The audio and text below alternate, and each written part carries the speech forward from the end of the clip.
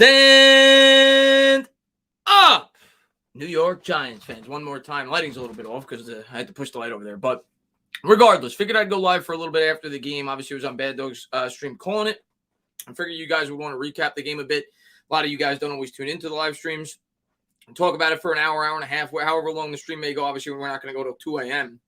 But talk about some of the good, some of the bad from tonight's game. I don't think there was a ton of bad outside of some potential injuries. We'll get into that as well. Obviously, Graham Gano suffered the concussion. I'm not too worried about that. I think he'll be ready to go, or at least I'm pretty sure. I don't know for 100% sure. I'm not a doctor, but I'm going to assume that Graham Gano is going to be ready to go by week 1 with the concussion. He'll probably sit out the final preseason game against the New York Jets.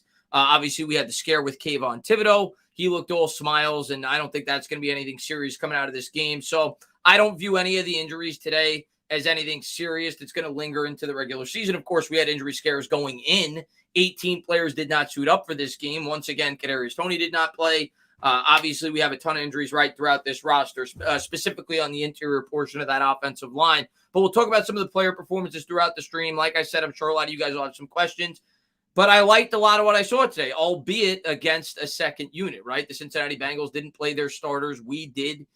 Daniel Jones actually got more time in this game than I thought he would, especially factoring in all the injuries on that offensive line. And Dable even talked about it leading up into the game that Jones may only play a drive or two. He got a lot more time than I thought he would. I thought he looked really good. He was 14 of 16. His only 2 incompletions. One went off of Daniel Bellinger's hands. The other was a 50-50 throw, I think, to Colin Johnson. It might have been David Sills. I can't remember, on one of the sidelines.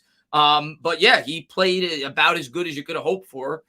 In this game. I know maybe the stats don't indicate he didn't throw a ton of touchdowns, but he moved the ball. He looked quick. He looked decisive. So that was good. I thought the offensive line, especially when you factor in all the injuries we had coming in, held up pretty well, specifically in pass protection, which is something we really worried about. We heard about in the training camps and the practices that the run blocking was up to stuff, but the pass blocking was a major problem. I thought Evan Neal looked better in this game. The line as a whole looked better.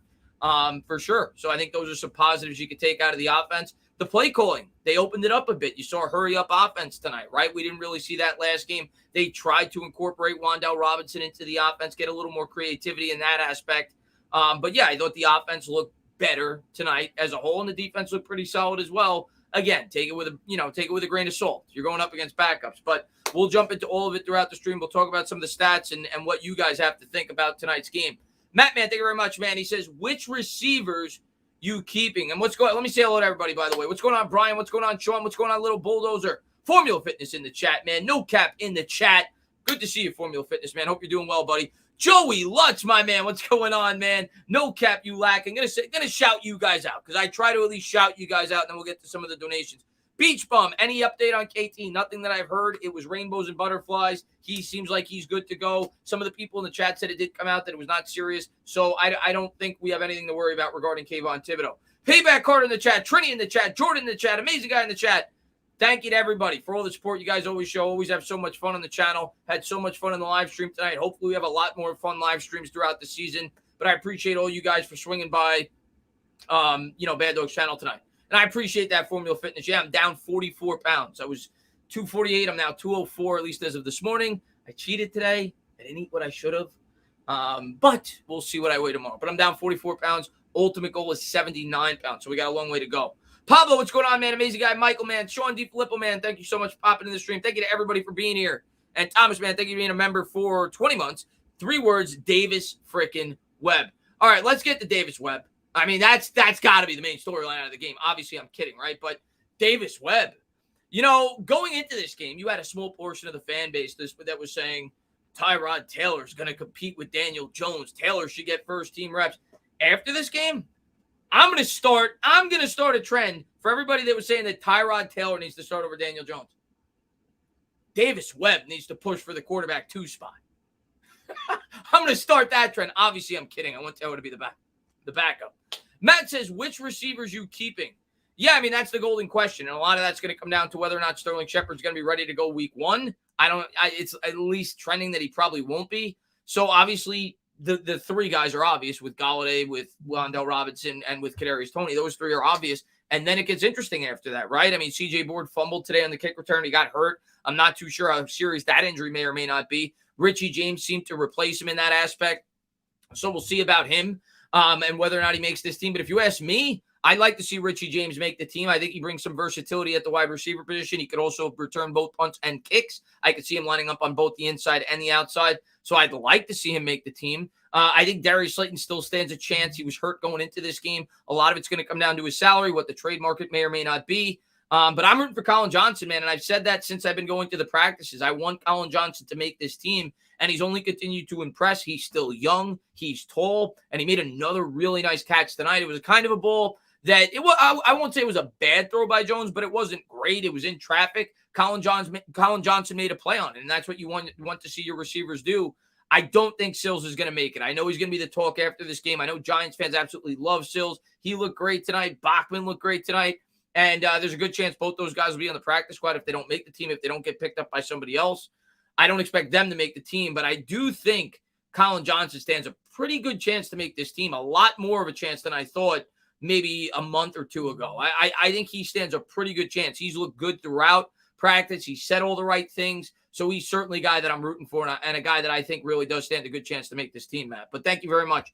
Julian says, any news on Kayvon? Yeah, Julian, I mean, obviously that was the thing that we were worried about most during the game. If you were watching it, whether you were with me and Bad Dog or whether you were watching it on your own, and we all gasped. We were all really nervous. Obviously the prize possession, the rookie, but by all accounts, he looks like he's going to be good to go. So I'm not too worried about Kayvon Thibodeaux. I think he'll probably sit out the final preseason game. I thought Kayvon actually looked pretty good today, too, by the way. I know he didn't record a sack, but he was getting pretty consistent pressure. I thought he looked good, too, as an individual. And Aaron Robinson looked better today as well. But it looks as if Kayvon Thibodeaux is going to be fine. It came out after the game that nothing seems too serious, so it looks like he's going to be fine. I will say when I saw the replay, it looked worse than I thought it did in real time, and I really worried about it until such time I heard the news and saw him laughing it up with his teammates. But I'm not too worried about the Kayvon Thibodeaux thing. I think we avoided worst-case scenario, and I think he'll be suiting up week one. I was good to see Azeez Ojulari out there tonight as well. I don't think he played a ton. He had one really nice play where he kind of I think it was a screen pass or a draw play, I can't recall, where he kind of set the edge and he forced him to come into the inside and Darnay Holmes made a tackle. But it was just good to see Azeez Ojulari back on the field as well. I know he hasn't played quite yet. He had the hamstring injury, so it was good to see him back out there as well. I know Beavers had an injury scare too. I'm not sure about the specifics on that. No, he's a fan favorite. We'll see. Bodo, my man, dude. Thank you so much for hanging out in the live stream with Bad Dog and myself. Stand up, the great and mighty Webb. The best number 12 in the NFL. He's taken over for Tom Brady. He's taken over Terry Bradshaw, Aaron Rodgers. The best number 12 in the NFL. We are 2-0, guys. Think about that. And before you kill me in the comments, I hope that you could sense sarcasm. I hope you're smart enough to realize that. But we're 2-0, guys. We're undefeated. Pound your chest. Undefeated. We have a 1,000 winning percentage. Adam, man, thank you very much, man. Yo, DJ looked good in my opinion. People say it was against the second string, but that's exactly what you want to see. He was supposed to play well. Hope Tibbs is okay. Yeah, again, Adam, just like I've said all along, I'm going to be consistent. I'm not going to flip out when people in preseason and people in training camp have bad performances. I'm not going to go crazy when they have great performances. But I'm going to say when I think they played well, and Jones played well today. Read for what you want. You could say it was the second team and everything else. I will say, he showed confidence. He was decisive. I think he's been pretty quick and decisive in both starts so far in preseason. We'll see if that carries over into the regular season. There was a couple plays where I thought he read the pocket really well too.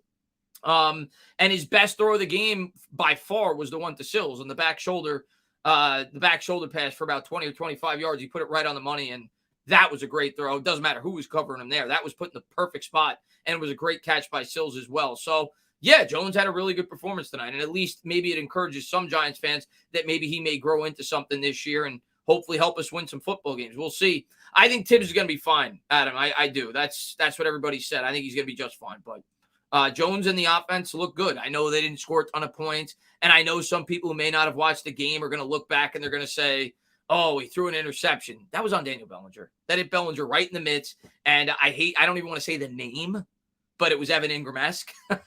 That's the first name that popped in my head when it went off of his mitts. But Jones had a really good performance tonight, so that's encouraging. Diehard says, I hope DJ doesn't play any of the third game, or most of it goes to Tyrod. Thankful for Tibbs, for the most part, is okay. Yeah, I think they'll probably give DJ similar to what they did tonight. I could be wrong, but I think he still needs exposure. He's learning a new scheme. He's playing with new wide receivers.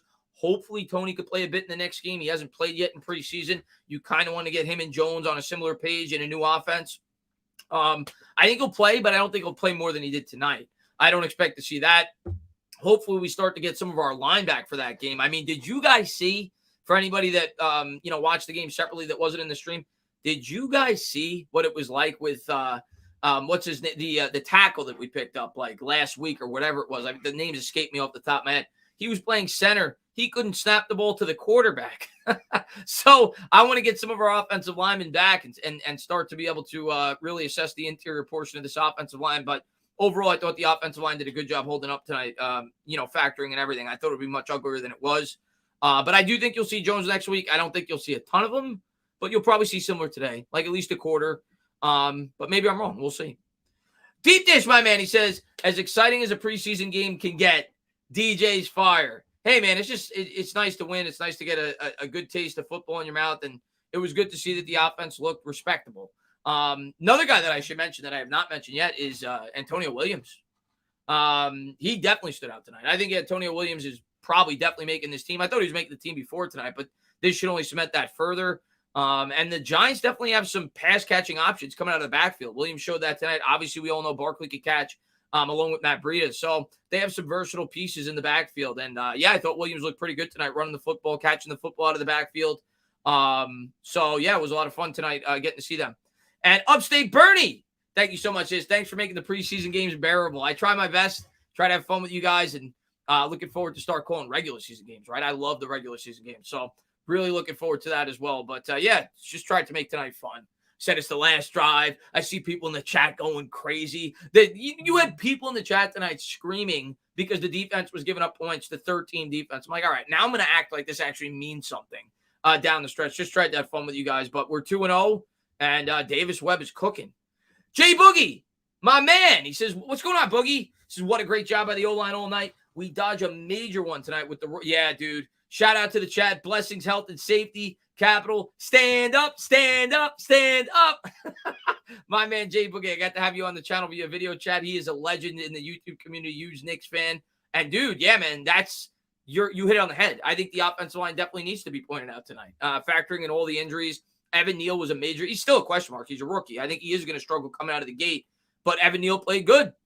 Evan Neal definitely played. And I'm not getting – when I'm calling the game, I'm following the ball. So I'm not able to watch each player on an individual basis. So I'm sure there'll be film breakdowns of Neal in the coming days. But Neal looked pretty good to me at first glance. There was one play where it appeared that Neal gave up pressure, I think when Tyrod Taylor was in the game. But I pointed it out, at least from my observation. Maybe, Bobby's obviously an offensive line guy. He would know better than me. But from my observation, it looked as if it was more on Tyrod Taylor than Evan Neal. That Taylor didn't step up in the pocket, and he kind of went into the defensive end. That it looked as if Evan Neal was trying to push him around the pocket for Tyrod Taylor to step up. So I actually put that one more on Taylor than Neal. But overall, I thought Neal did a damn good job tonight, and definitely a step in the right direction for the rookie, which is good because a lot of people are going crazy. You're seeing articles from Bleacher Report tearing this guy to shreds. He definitely didn't embarrass himself tonight. Let's put it that way. And I still have a ton of confidence in Evan Neal. I think he's going to do a great job for the New York Giants and a big part of the future. Asia, thank you for being a member for 32 months. Stand up, my sexy tenant. The Giants win. We're 2-0. We won. Davis Webb got the job done again. But thank you for being a member. I appreciate it. Julian, man, what's going on? One player I think is going to make this roster is Devery Hamilton. A lot of people have been talking about him as a guy that could make the team, and he's definitely got a shot with all the injuries we've had to that part of the football team. Guard tackle flexibility has played well, in my opinion. Yeah, he's definitely got a shot, especially when you factor in, like I said, some of the season-ending injuries we've had on that offensive line, specifically to Marcus McKeithen. So I definitely think he's got a chance to make this team, and having flexibility is also very important. The fact he can play both inside and out. So, yeah, he stands a chance for sure. If they go with, say, 9 linemen, I think he's got a pretty good chance to make the team. We'll see. Dire Giants fan, man, thank you so much for the $2 thumbs up. Irish Rover, well, I'll get to you in a minute, but I saw it on my phone. Irish Rover says, you could tell this team's character is so much better under the new regime. Really looking forward to watching our team go forward. Bachmann. Yeah, Bachmann, man. Over 100 yards. He looked like Jerry Rice out there tonight, huh? No, but all kidding aside, preseason or not, and I'm not reading too much into this. Vanilla on both sides. You're going up against backups. But just seeing guys running open on crossing patterns over the middle, we didn't see that with Jason Garrett. It could have been a preseason game. It could have been an inter-squad scrimmage. We didn't see that with Jason Garrett. With Jason Garrett, everything was, when it was a short pattern, it was 5-6 yard curls. It was, there was no creativity. They weren't scheming guys open. And tonight, guys were open all throughout that game, running over the middle, specifically got Bachmann for sure in the second half. But it was just encouraging, to see these guys running over the middle wide open. So hopefully that translates into the regular season. If I'm going to be nitpicky, kind of like we talked about in the stream, the one guy that, I disappointed me a bit, not that it's really his fault. He didn't have much of an opportunity, but he didn't show much tonight, was Wandale Robinson, right? They tried to get him involved. Didn't have a chance. He was getting crushed in the backfield, bobbled the forward pitch. But he's a rookie, right? It's going to, it'll take him some time to get used to the NFL. I think he'll have a bigger purpose in this offense during the regular season. Once they start to incorporate more pre-snap motion, they use him in a variety of ways. We still haven't seen him lined up in the backfield. You're going to see that come regular season. So he's a guy I'm still really excited about. Started to get a taste of him tonight in the preseason game, but obviously didn't, live up to everybody's high hopes tonight. But again, it's preseason. And Bodo, he says, I was told a long time ago that Webb would take over the world. I thought they meant the Inter. I didn't realize they meant Davis Webb. Dude, look out, man, Bodo. I'm telling you, dude. The guy's a beast. The guy's going to Giants are going to retire his number. He's going to be in the Ring of Honor. The preseason Ring of Honor. He's been incredible. And Dire Giants fan, man, thank you so much, man, for the $2 super sticker, dude. Always in here, always support me. One of my best subs. Guy gave me a Daniel Jones jersey. He's the man. Hopefully, I don't know if you're going to go. I'm going to the Bears game. If you are, let me know, and I will return the favor. I don't know what jersey you want, but I will return the favor. And Eli Rax, he says, great to see the game end in our favor. Dude, a win's a win. I don't care if it's preseason. I don't care. Whatever it is, it's always nice. And by the way, check out Eli. He's got a great YouTube channel that they're building over there. Great guy. Got to meet him in person at Giants Fan Fest. Looking forward to working with you guys throughout the season. Definitely. I think you guys are building a great community over there. Julian, what's going on, man? Would it be far-fetched that we will be a running team with Barkley, Breida, and Williams? I think our run blocking will be pretty good. Control the line of scrimmage. Julian, I think come regular season, especially early in the season, I think they're going to be more run-heavy than some people may realize and may think. I don't think we're going to be able to hold up and, be great in pass protection the first 3, 4, 5 weeks of the regular season. So I do think they're going to try to run the ball more earlier in the year than they will as the year gets along. I definitely think they're going to open up this offense. And that's not to say we're going to be, like the offense we have with Jason Garrett week 1. But I think we're going to try to establish the run a bit more early on in the season until such time Jones feels more confident in the scheme. The offensive line, we got to remember these guys have never played together. Start to get their bearings, and I think they will start to open up the passing game a lot more as the season wears along. But early on, I definitely think we're going to be at least close to 50-50 when it comes to run pass. I think we will try to establish the run early on as these guys are still getting acclimated to the new scheme. That's just my line of thinking. It also is going to help the defense, right? If you can keep them fresh, if you can establish some kind of ground game. Like you said, we've been better in terms of run blocking. The other encouraging thing I'll say tonight is, and I think Bad Dog pointed out during the game, they were running on the right side, which is good to see. They're running behind Evan Neal. Neal looked like he was getting a good push in terms of the run blocking department. So yeah, I think right now in terms of our offensive line, that's where our strength is. We're a better run blocking unit than pass protection. I think they'll try to take advantage of that early in the season as the offensive line, gets used to playing with one another. Like I said, Jones and all the players on the offense get used to the scheme. Diehard Man, he says, loved Dable's energy. Yeah, dude. Yeah, for sure, man. Dable was into it, man. Dable was pumped up, and it was nonsense. It was nonsense. I was pissed off. If it was a regular season game, I would have been flipping out. For them not to call that pass interference, and there were 2 plays they could have called in a row, but the first one in particular, I don't know what the hell they were watching. The guy did not make a play on the ball. I think it was to Bachmann, if I'm not mistaken, on the exterior on the left sideline. He tries to come back to make the catch. And the DB's got his back to the quarterback, never tries to turn his head. Bachmann did everything right. He goes back to try to catch the ball. The body's collide. Referees don't call it. So if I was a coach, I would have been flipping out too. So I love the energy from Dable tonight, man. I love it, man. You love to see that. I think most Giant fans probably like seeing that. Let's see. If the O-line shows up, we can win the NFC East. One step at a time. one step at a time.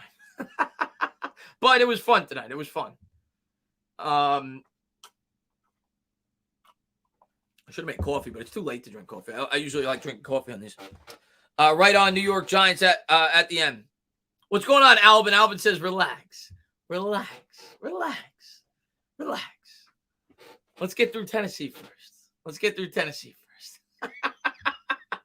Those sound bites from Dable are going to carry me through the night. I didn't get a chance to hear him. I obviously saw him verbalizing his frustration. I didn't get to hear it. Maybe you got to hear it. If there are sound bites, I can't wait to hear them. And behind the fiends, he said, could Bachmann be our Cooper Kupp? I like this kid a lot. He played his ass off. We need that kind of energy from a wide receiver. No. I mean, I want to say yes, but no, I'm not. No. But Bachmann, if you remember, he was really good. I think it was last year, might have been the year before. In the preseason, and I think he stood a good chance of making the team, and then he got hurt right before the final rosters. I don't think Bachmann's making this team. I just don't. He made a good play in special teams too. Let's point that out. I think he stands a really good chance, obviously, at hanging on the practice squad, but I don't think he offers the versatility, say, of a guy like Richie James in terms of being a kick returner, punt returner, having a little bit, obviously, more, I think, athletic upside than a guy like Bachmann. But I like Bachmann. He's definitely a nifty, crafty receiver. But no, I'm not going to go that far to start saying things like that. Max Garcia looks solid at center. That's something I got to go back and watch. It's hard for me to look at individuals while I'm calling the game, especially on the offensive line. What's up, Green from Greeny from Long Island? He says, Big Blue Nation, let's ride. Mets, man, what's going on, man? Let's go, boys. Giants going places this year. Relax. I'll tell you, man, you guys, and I love you. I love all Giants fans. And it's not just Giants fans. It's New York sports fans. We have an issue. We are bipolar. Last week, the world's ending. This week, people are starting to say playoffs. It's like, we're bipolar. It's preseason, guys. Relax. I feel like I'm a therapist. Relax. Let's let the season play out. Let's get to week 1. Let's see how we look against Tennessee. Let's go from there. But I'm glad that you guys are excited. It always makes it a lot more fun for me when you guys are excited. It makes it a lot more fun for me to come on here, talk about the Giants. And I'm excited. I'm excited for the regular season. I'm excited to see what this team looks like, where we're going. But let's relax. I'm going to give you guys like a virtual massage. Pretend you're in a seat. I'm calming you guys down. It doesn't look like I'm massaging you, does it? It looks like I'm grabbing a pair of Hooters. But maybe this. I'm going to give you a virtual massage. Calm down. Relax. But thank you very much, man. I appreciate it, buddy. And let's see what we got. Matt T says, grow your beard. Maybe I do got to grow the problem with my beard, Matt, I got a lot of grays in it. I realized it the other day because I hadn't shaved for about, I don't know, like a week. And I got a lot of grays. So I don't know. But maybe it'll look good. Maybe I will grow it out. Bono, man, thank you very much, man. Hit the like button. It doesn't hurt. It's free. And yeah, man, I appreciate it. Hit the like button, subscribe, ring the bell. Appreciate all you guys for all the support that you guys always show on the channel. Thank you guys so much. Diehard, man, he says, you think Beavers makes the cut? I do. Yeah, we drafted the guy. I think anybody that we draft, and again, I don't know the severity to his injury, but even if he's not ready to go, yes, I think he's making the team. It's Joe Shane's first draft. I expect everybody that he drafted to make the roster for sure. All of them. I think all the players will make the team. I'd be surprised if any of them don't. But yeah, Beavers look really good. In the first preseason game, obviously got banged up tonight. We'll see what comes out regarding the injury. But yeah, for sure, man. Yes, he'll definitely make the team. I don't think he's going to start. Like some people have been asking me that. Do I think he's going to start? No, at least not to start the year. But yes, I think he'll definitely make the team. Julie, man, what's going on, man? No new Giants fans are bipolar. Man, listen, all New York fans are bipolar, man. It's the nature of being a New York fan. We're passionate. We love our team. I'm bipolar. I'll be the first to say it. If we beat Tennessee, I'm going to start being ultra excited. We win week 1, man. That's just the nature of being a New York fan, man. We're diehards, dude. We love our teams, man. Let's see what we got.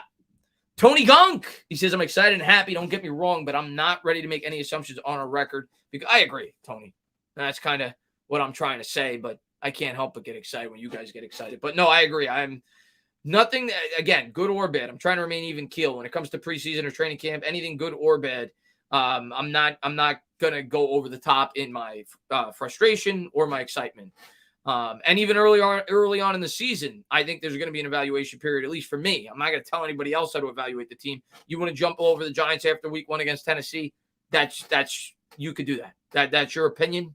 that I am going to give them at least a little bit of, leeway in terms of my evaluation because new schemes and everything else, right? So I think it's going to take 3-4 weeks for them to really get adjusted both on the offensive and defensive side of the ball. I hope not. I hope they come out look like $1 million right away. So I think that there's going to be a bit of a learning curve early on in the year. But the good news is we're playing some weak teams early on that hopefully we could take advantage of, right? Because the Chicago Bears, they stink. They got a new head coach. They're learning new things over there, right? Justin Fields in a new scheme should be able to take advantage of that. Carolina, we beat them last year. They're obviously very beatable. You got Mayfield, a late offseason acquisition coming in. Probably doesn't have the best of chemistry with the wide receivers over there. So certainly some opportunities, I think, for the Giants to win some football games early, even if they're struggling early on. So Giants are going to have to take advantage of it. T, thank you so much. You feel like a therapist because you are a therapist. And boy, do we fans need healing. P.S. Winning also helps. Yeah, a preseason is like, I mean, it's nice. It's nice. A preseason win is like getting a peck on the cheek from the girl of your dreams. A regular season win is going all the way. And I don't know about you guys in the chat. I want to go all the way. It's nice to get a little peck, but I want to go all the way. Kafka's upstairs in the box. I like Kafka, man. Kafka's been off to a good start so far, dude. And I'm excited to see what he can bring for this offense this year. And what's going on, man? Oh, man, thanks for popping in the stream, man. How is Tibbs? Tibbs looked good today. He was winning his one-on-one battles. Didn't get any QB sacks, but he was getting pressure up the edge. I like the way that they were using him. He dropped back in coverage a couple of times. I thought Tibbs looked good today. Again, he's not going to blow you away with his sack number so far, but I think he's looked pretty good today. Behind the Fiends, he says, I live in Hawaii. Hawaii is 49ers territory. Interesting. I did not know that. And I get teased a lot for being – by the way, Behind the Fiends, and I'm going to recommend it to anybody in the chat. I just watched it because you remind me with the Hawaiian comment. I just watched the Manti Te'o documentary on Netflix, which, of course, if you're a football fan, you know the Manti Te'o thing, right? He got catfished when he was at Notre Dame. He was up for the Heisman, and somebody posed as a girl, and we know the details.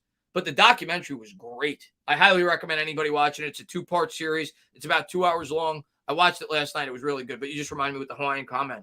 I live in Hawaii, 49ers territory, and I get teased a lot for being a Giants fan. I always remind them at least we have won a Super Bowl in the past 30 years. That's true.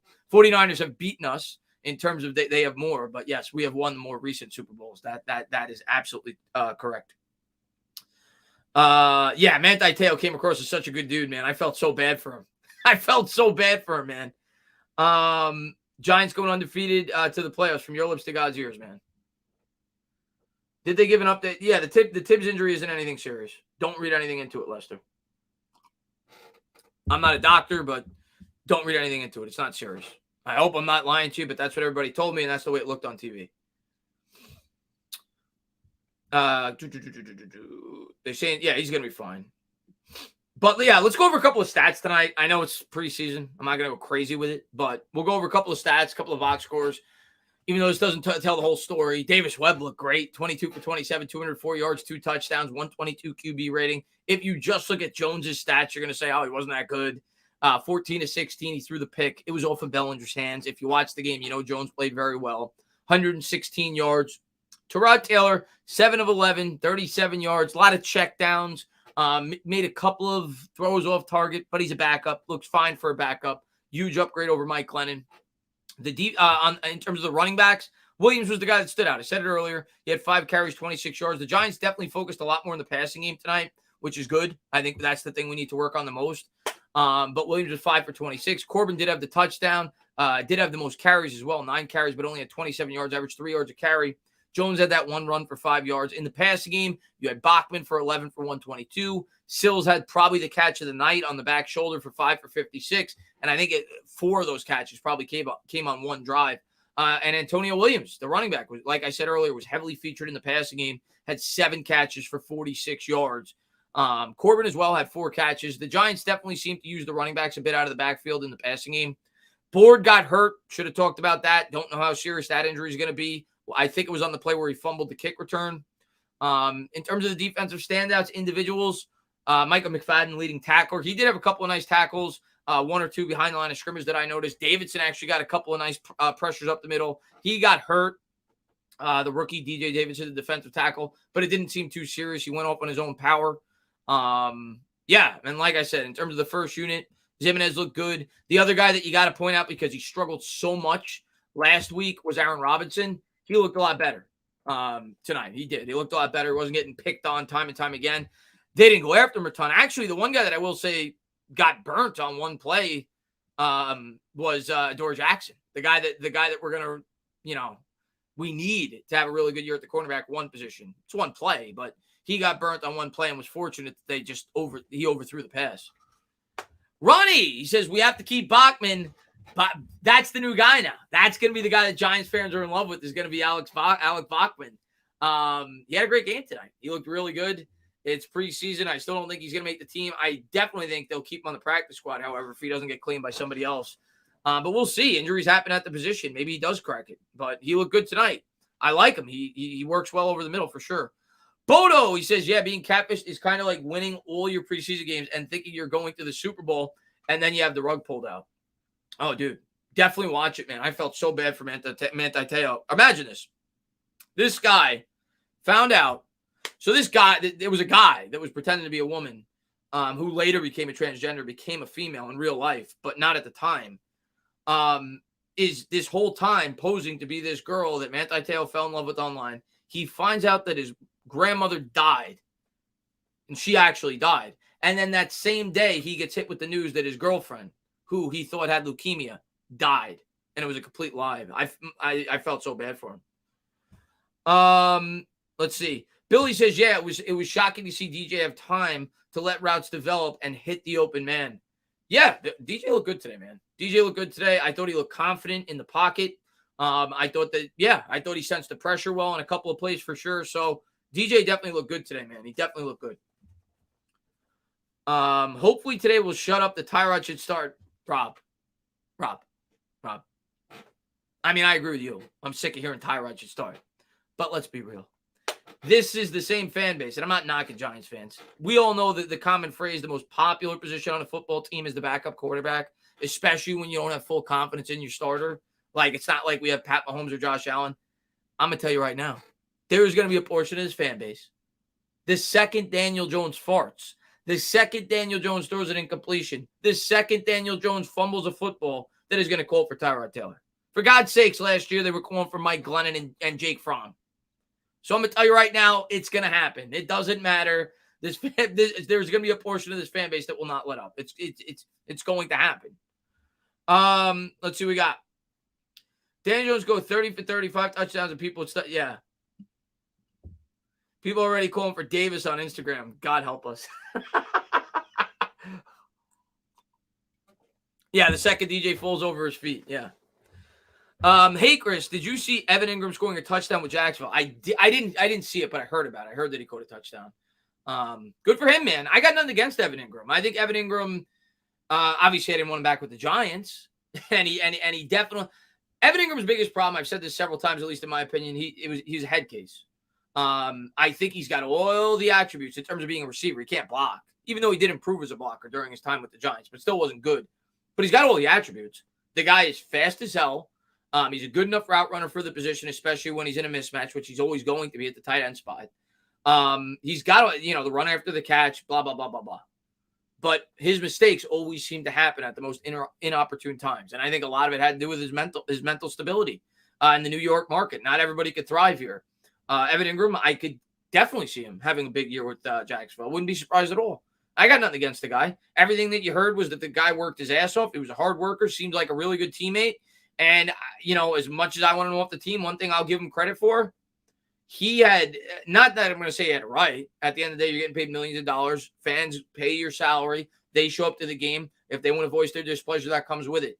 But the way he handled it was with class. You never heard him, go at the fans and show any disrespect towards the fans. So I'll always give him credit for that. And I wish him nothing but the best of Jacksonville. It just wasn't meant to be here. And I'm glad he's not with the team anymore.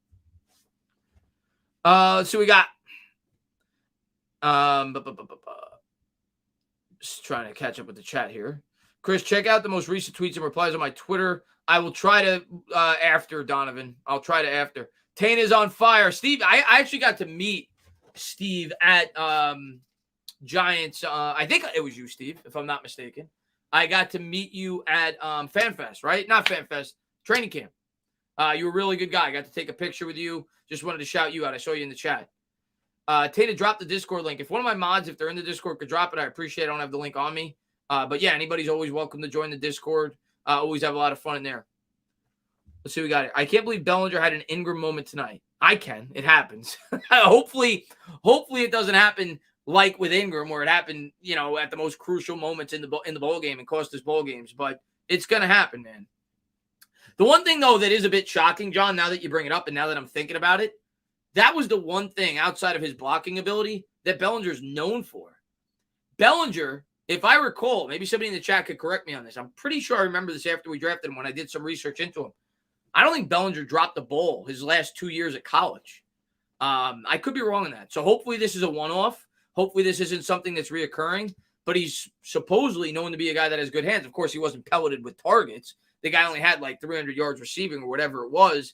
But he was known to be a guy that is supposed to be sure-handed. So it is a bit surprising, when you think about it from that aspect. He's got to hold on to the football, man. Can't happen. Yeah, definitely was a bad drop. Let's see what we got. Good night. Did Pumpkin say he's leaving? All right, Pumpkin, be good, man. Oh, yes. You didn't. That's right. You didn't take a picture. You just said hello to me. That's right. I forgot. Yeah. You didn't take a picture with me. But yeah, I got to say hello to you. You seem like a really nice guy. That pick of Bellinger, of course it was dropped. That's completely on Daniel Bellinger. It's not on Daniel Jones. Great call. I mentioned Fox several times throughout the stream tonight with Bad Dog. Great call on him. I don't think he's going to make the team unless there's some injuries at the position, because you still, obviously, Azeez Ojulari, obviously Kayvon Thibodeau. O'Shane Ximines is definitely ahead of him on the pecking order, and he's looked good in training camp, so you have to figure he's ahead of him. You got Quincy Roche. You got Ellerson Smith, even though he was hurt tonight. Probably a decent chance he can make the team. But he's a guy that I hope does not get claimed if the New York Giants don't put him on the final 53. Had really good numbers in college. I think he had 9 sacks last year, if I'm not mistaken. And definitely seems like a guy with some potential.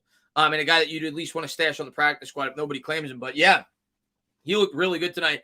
And that was long before that final play where he forced the fumble, where he lit that guy up like a Christmas tree. So yeah, he definitely stood out to me tonight as well. And again, I don't think he'll make the final 53 unless there's an injury, which there definitely could be. But he's a guy that I hope we're able to keep, on the practice squad, because I think he does have some potential. He looked good tonight. Overall, I'm pretty happy with how people are playing overall in the preseason.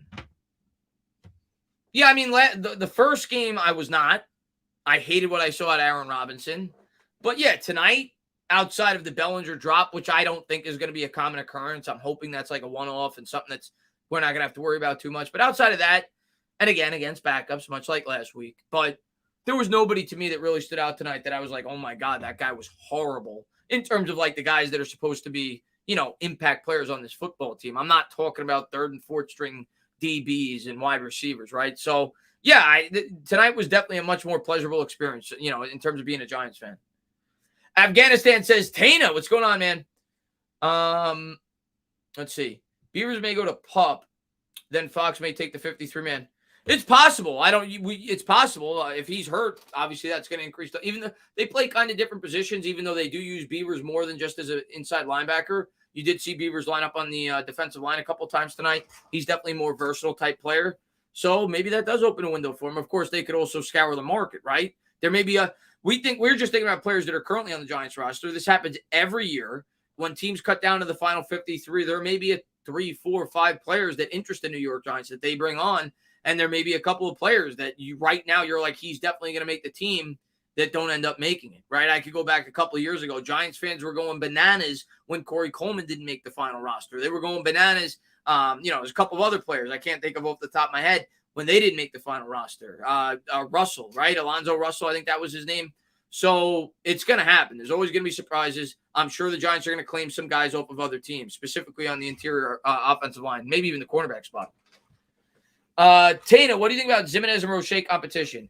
I like Roche. You go back to last year, I wanted Roche. I wanted the Giants to draft Roche.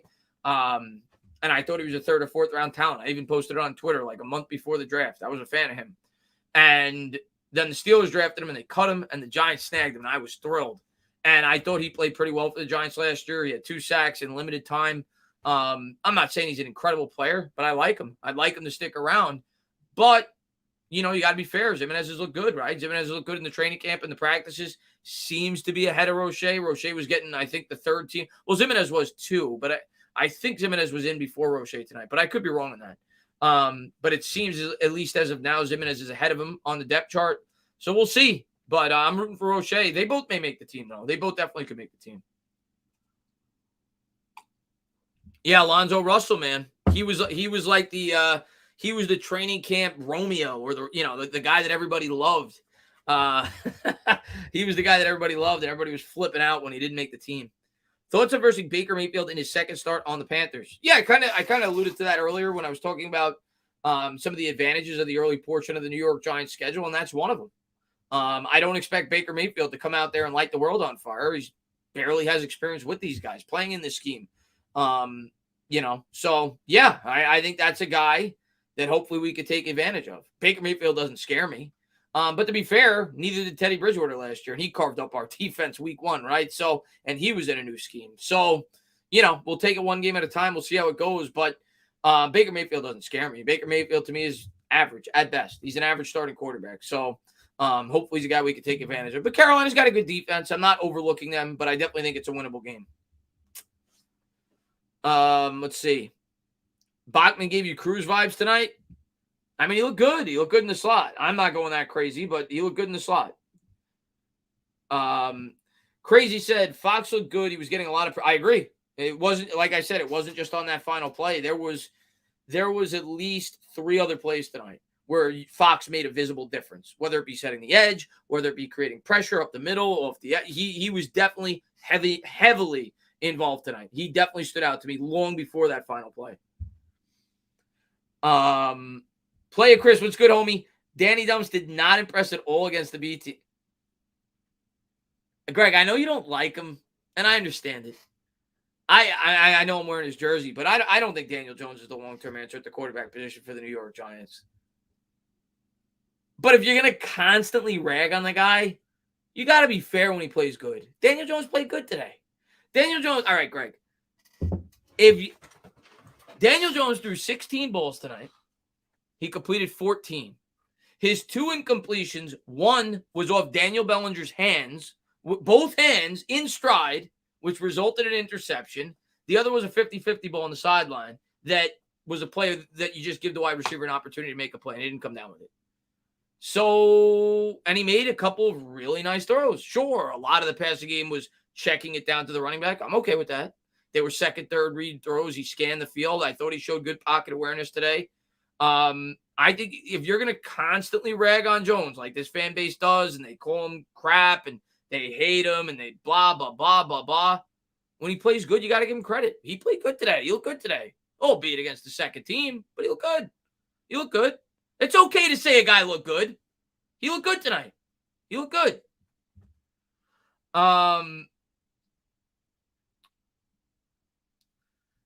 Let's see. Thought on the 97th, thought on 97th on top 100 being Big Cat. I mean, yeah, I think he's a really good player. I know he only had like 6.5, 7 sacks last year, but he was good. I give you that, Chris. It was against the B team. Yeah, it was against the B team, but he looked good. Throw 1 TD. I mean, they ran it in from the 2. Whatever. They scored a touchdown. And he probably would have, I don't know if he would have thrown the touchdown, but they probably would have had 2 touchdown drives had Bellinger held onto the football, and it didn't result in an interception. He moved the ball today. The offense looked good when he was playing quarterback. Let's see. You Giants fans think Danny Dimes ain't worth a nickel. I tell you what, he's worth at least a quarter. Try having you're a Steelers fan. Yeah. Listen, I'm not gonna call him Danny Dimes. You got to earn that nickname, but he looked good tonight. And I'm very confident. I was very confident before this game that he is a better quarterback than Tyrod Taylor.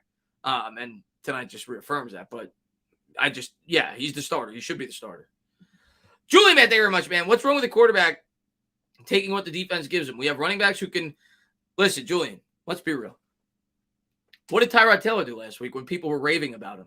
That's all he did. He took what the defense gave him. Check down, check down, check down, check down. There's nothing wrong with it if it moves the chains. He even took what the defense gave him on the what should have been a Hail Mary attempt before the end of the first half. People hate Daniel Jones. And I get it. They want a quarterback change. But Jones played good today. Let's give him credit. What's wrong with the quarterback taking the deep? Yeah. We have running backs we could utilize them. Tom Brady made a career of that. Yeah. Tom Brady dinked and dunked up the entire field. Do you think Wink is too blitz happy? Yeah, there's going to be times where I feel that way, yeah. And when we don't get home, when we don't get to the quarterback on a blitz, we're going to get lit up. It's feast or famine with a defense like his. So, yeah, when you don't get home with the blitz, you're going to get exposed. But when you do, you're going to create turnover opportunities. You're going to create second and third and long opportunities, which is obviously going to give your defense a much greater advantage. So you live and die by the sword with a defense like Winks. But, yeah, there were a couple of plays tonight where he would send the corners or the safeties on the blitz from both sides, and we would get exposed over the middle of the field if you don't get home. So, sure, there's going to be times where he gets exposed. But you got to know that going into the year. Things like that are going to happen. Let's see. I also think Jones showed confidence in the O-line tonight. Yeah, he stood in the pocket. I thought he did good, man. Stanley says, hey, Dana, Dallas Cowboys got a very dangerous kick return. I saw that. I think he had two, right? Stanley, didn't he return two? I don't know if it was one punt and one kick, but I think he had two in the same game, right? For touchdowns. I could be wrong on that, but I think that's what I saw. I saw some highlights on Twitter earlier today. So, yeah, I saw that. So, definitely keep your eye out on him. Let's see. Well, yeah, I do too when they work. When they don't work, you want to rip your head out. But, yeah, when they work, I love them. And Dylan is cool, man. Thank you very much. He says, I like Roche's under. I like Roche too. And I think in the end he'll make this team. But we don't know for sure because obviously he's got no attachments to Shane, but he's cheap. He's pretty talented. We'll see. I think he'll make the team. I'm rooting for him. Oh, yeah, one punt and one kick return. That's what I thought. Yeah. Yeah, it was good to see Martinez back on the field. He didn't play the first preseason game. So it was good to see him back on the field. I thought they were more so being cautious the first game, being that he's coming back from the injury. But, yeah, it was good to see Martinez back on the field tonight. He's obviously a very important part of this defense. Whether or not Saquon does great or not, is he staying next year? I mean, that's the golden question, right? There's no way I could tell you that one way or the other. Obviously, the odds are not in his favor. They're not, if we're being honest. Because same reason we talk about Daniel Jones. Joe Shane never had anything to do with Saquon Barkley. Barkley has had an extensive injury history in the past. He plays a position where traditionally you start to tail off by the age of 28, 29 years old. That's usually when you could see them having a rapid decline at the running back position. You can argue he has not taken as many hits as a typical 25-year-old running back because he has not played for over a season's worth of games. So I guess you can make that argument. But the fact Joe Shane didn't draft him and yada, yada, yada, I think it at least points in the likelihood that he will probably not get a lengthy extension with the New York Giants. That being said, is it possible? Yeah, I think it's possible. I've talked about this. And I was in a Twitter live the other night, and the guy brought up a lot of good points. How the wide receiver market has absolutely exploded, where guys like Christian Kirk are making $20, $21 million a year. And the running back, even though it is not nearly as valuable as the wide receiver position, a guy, if he could get back to his 2018 form like Saquon Barkley, that could be a weapon if you're not paying your quarterback, say they move on from Daniel Jones, and you have a rookie quarterback on a rookie salary, could I see a possibility of Barkley getting, say, a 3-year extension? Sure. If he plays all 17 games and looks like his old self from 2018, and we're not moving on with Daniel Jones, could I see Joe Shane saying to himself, well, I have some cap space. I don't have to pay a quarterback. Saquon Barkley's the type of weapon I could use out of the backfield in terms of the passing game that could help assist the growth of a young quarterback. Sure, I could see it. I think it's possible. Do I think it's likely? Probably not, but I think it's possible. Let's see what we got. Alec Bachmann has all the measures to be a starting wide receiver. We'll see, Brendan. Bowler says, call me crazy, but I think we got a really good shot to win week 1. Not very impressed with Tennessee. I mean, listen, the game plan when it comes to the Titans is simple. Stop the run. Can we do it? I don't know. That's the game plan, at least on the defensive side of the ball. Ryan Tannehill is not going to tear us apart. Their bread and butter is going to be Derrick Henry. Stop the run. If you stop the run and you make Tannehill throw in third and second and long situations, yeah, you're going to have an opportunity to beat them. Stop the run. Can they do it? I don't know. Derrick Henry's a beast. Coleman, thank you very much, man. Missed the game. Can I get a recap of DJ? Yeah, I mean, I could give you the statistics. DJ was 14 of 16 for about $130, threw one pick. So if you just look at the stats, like, oh, he threw a pick. Look good. Look really good. The interception was off of both of Daniel Bellinger's hands. He played as good as I think he could have hoped for tonight. Albeit against the second team defense, but he played well. He moved the ball. He looked confident in the pocket. He looked decisive. Much like his first game, I thought he looked decisive. He made quick decisions, sensed the pressure at times. So I thought Daniel Jones looked good tonight. Definitely looked good tonight, for sure. The offensive line looked a lot better than I thought it would. And Jay Boogie pointed that out earlier with his super chat. But the offensive line looked a lot better than I thought it would tonight. Evan Neal definitely looked much improved off of week one. And we go from there. But yeah, on the offensive side of the ball, those are some of the standouts. Aaron Robinson looked better tonight. They only threw to him maybe 3 times. It was not nearly as frequent as the previous game. But yeah, he looked better. Didn't get embarrassed tonight at all. 100%, man. They don't have A.J. Brown anymore, too. Feel like Wink runs a good scheme. Well, Wink, Brandon, if you remember, Wink said, I think it was like, I don't know, like a month ago, maybe it was 6 weeks ago, he talked about how, like, that is going to be a focal point of this defense is stopping the run this year. Like, and to me, it kind of irked me the wrong way, and I think it irked a lot of Giants fans the wrong way when he said that, because that's kind of thinking backwards, right, today, because today's more of a pass-heavy league. But when I thought about it, and I looked at our schedule, I'm like, for our specific schedule this year, we better be able to stop the freaking run. Look at the teams we play. You got the Tennessee Titans. You got the Eagles twice. Nobody runs more than them, at least last year. You got the Baltimore Ravens with Lamar Jackson. Most of the teams we play are going to be at least not the super pass-heavy offenses that we were accustomed to last year. Outside of Aaron Rodgers and outside of Dak Prescott, Dallas throws the ball a lot. Who do we play that is going to throw the ball like at the rate that of a team like the Kansas City Chiefs? So with the schedule we play and some of the teams we play on the schedule, we better be able to stop the run. You think about the Carolina Panthers. I don't think Baker Mayfield's going to go out there and launch the ball a million times. Their obvious primary weapon is Christian McCaffrey. So we better be able to stop the run, especially with the schedule we play this year. Let's see what we got. Alex, man, thank you very much, man. Kevontae Turpin was the USFL MVP on the Jersey Generals and is dangerous. You talk about the guy on the Dallas Cowboys, yeah. I'm glad he has gotten a chance in the NFL. It's a shame he's with the Cowboys. Yeah, it's always cool to see those guys. I remember, whether it be the XFL, the USFL, it's always cool to see those guys get an opportunity. When they stand out in other leagues. Obviously, the most famous one from the Arena League being Kurt Warner. But yeah, it's always cool, man. Well, I mean, I guess you could go all the way back to the USFL with guys like Steve Young and Warren Moon. Dylan is cool, man. Thank you very much, man. People are saying that Evan Neal is disappointing. He's a rookie. He's going to make mistakes. Yeah. Anybody that says that Evan Neal is disappointing doesn't know what the hell they're talking about. Or they're just looking to complain. One or the other. And we went through this with Andrew Thomas, and we're not even there yet. At least with Andrew Thomas, the naysayers gave it 4 weeks. The naysayers, and to be fair, I think that was overblown. It was an article written by Bleacher Report. I don't think many Giants fans, of course, you're always going to find a couple, that pick and moan and bitch and cry and overreact. I would say 99% of Giants fans are not that way with Evan Neal. Now, will some be that way if he's struggling 3-4 weeks in? Yeah, you bet your ass there will be some. Not many, but there will be some. But as fans, I mean, we should have learned our lesson with Andrew Thomas. Don't expect Evan Neal to come in and just have this seamless transition and be this incredible tackle day one. It could happen. It happened with Tristan Wirfs. Of course, he had the assistance of Tom Brady. It happened with Rashawn Slater, who was one of the most technically advanced offensive linemen in a very long time in the NFL. It could happen with Evan Neal. But don't expect it.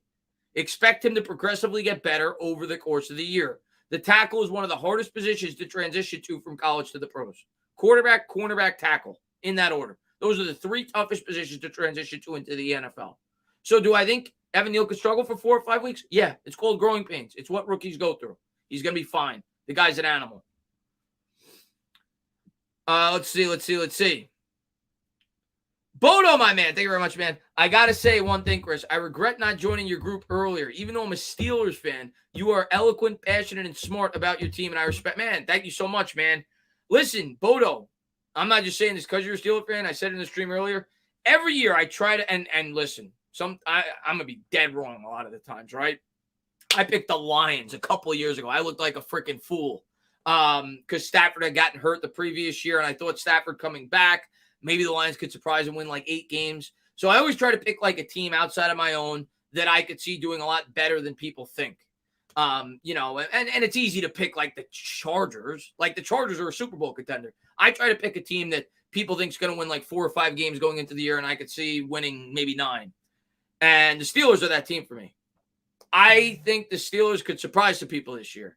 And maybe I'm wrong in terms of the way that I think people are viewing the Steelers, but I think people are putting the Steelers down like in that 5-6 win area. I could see them win 9 games. Mike Tomlin, to me, is still one of the best coaches in the NFL. You still have a really good defense. Your offensive line is highly questionable. That's got to get a lot better this year, and you didn't do a ton to improve it. So that's obviously a huge, huge factor. And Trubisky, I mean, we'll see what you got there, or Kenny Pickett. But if anybody could do it, it's the Pittsburgh Steelers. And I'm not writing you guys off. I still think you could compete for the playoffs. Deshaun Watson's going to miss 11 games. You have that advantage there. I think the Ravens do bounce back, and they're legit. But Cincinnati, we'll see if they have a Super Bowl hangover. I still think they're really good. But I'm not sleeping on the Steelers. I could still see them winning at least 8 or 9 games. And I think I'm a little bit higher than them, than most people this year. That boy, man, thank you very much, man. Coming late.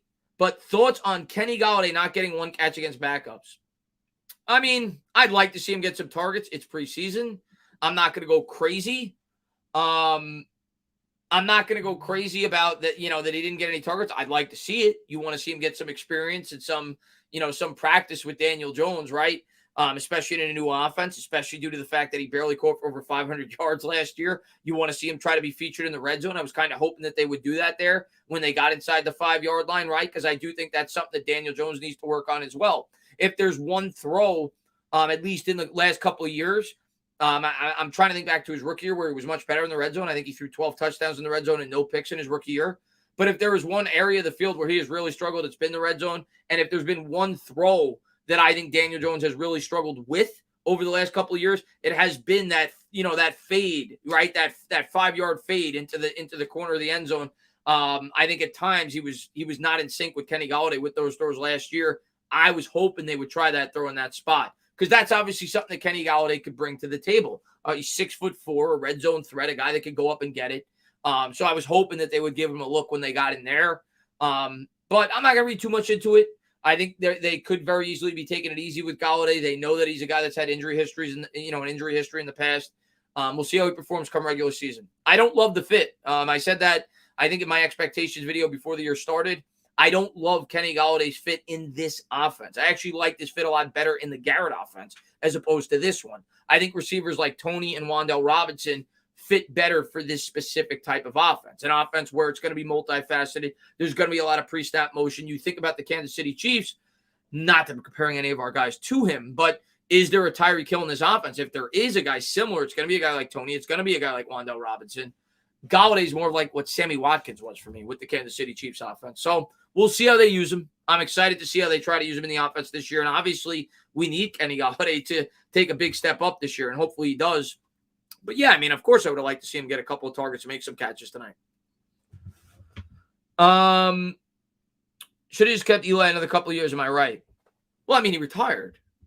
I mean, I guess if we didn't draft Daniel Jones, maybe he wouldn't have, but eventually he was going to retire. The team was horrible. What I saw from Danny is he still locks onto the primary target a little too much, but he did not look bad. I saw a few misreads that happens. Fair, Greg. I have to go back and watch the game. I have to go back and watch the game. To my recollection, maybe there was a play. There wasn't many where I felt like he was locking on to his first read. There were times, he was checking it down to the running back tonight because that's what was open. But I actually thought he did a good job of scanning the field tonight. John, man, what's going on, man? Thanks for popping in the stream, man. Nor Alex says, I agree to your statement about Saquon, but what if Saquon is a big piece to Daniel Jones? That's the golden question. But that's a good problem to have, right, Nor Alex? If the Giants and Shane are even contemplating keeping both Daniel Jones and Saquon Barkley, that means the Giants had a great year. I'm not talking 9-8 and you sneak into the playoffs. No, you had a great year. If you're thinking about giving both those guys big money, you won the division. You maybe advanced around in the playoffs, and both those guys look great. That's a good problem to have. You want these guys to look great. You want these guys to perform. So that's a good problem to have, and that's something you find out, you figure out at the end of the year. Is there an avenue where the Giants could potentially keep both in that said scenario? Yeah, I think you could make it work. You could say franchise tag one of them, whoever you think is less likely to be in your long-term plans, whether that be Jones or Barkley, and you give the other guy a 3-year contract where you could maneuver the money to make the cap work. So I think you can make it work. I very much doubt both of them are going to get long-term extensions. That's not happening. And my guess would be that the scenario I just talked about probably will not happen, but we would have to have a great year as a football team. Let's see. What's up, Brooklyn, man? He says, the offensive line looking good. Give it Joe. Yeah, man. I will give the offensive line credit tonight. I usually ride the offensive line. I kill them again against backups tonight, so I'm not going to go crazy. But the offensive line looked good tonight.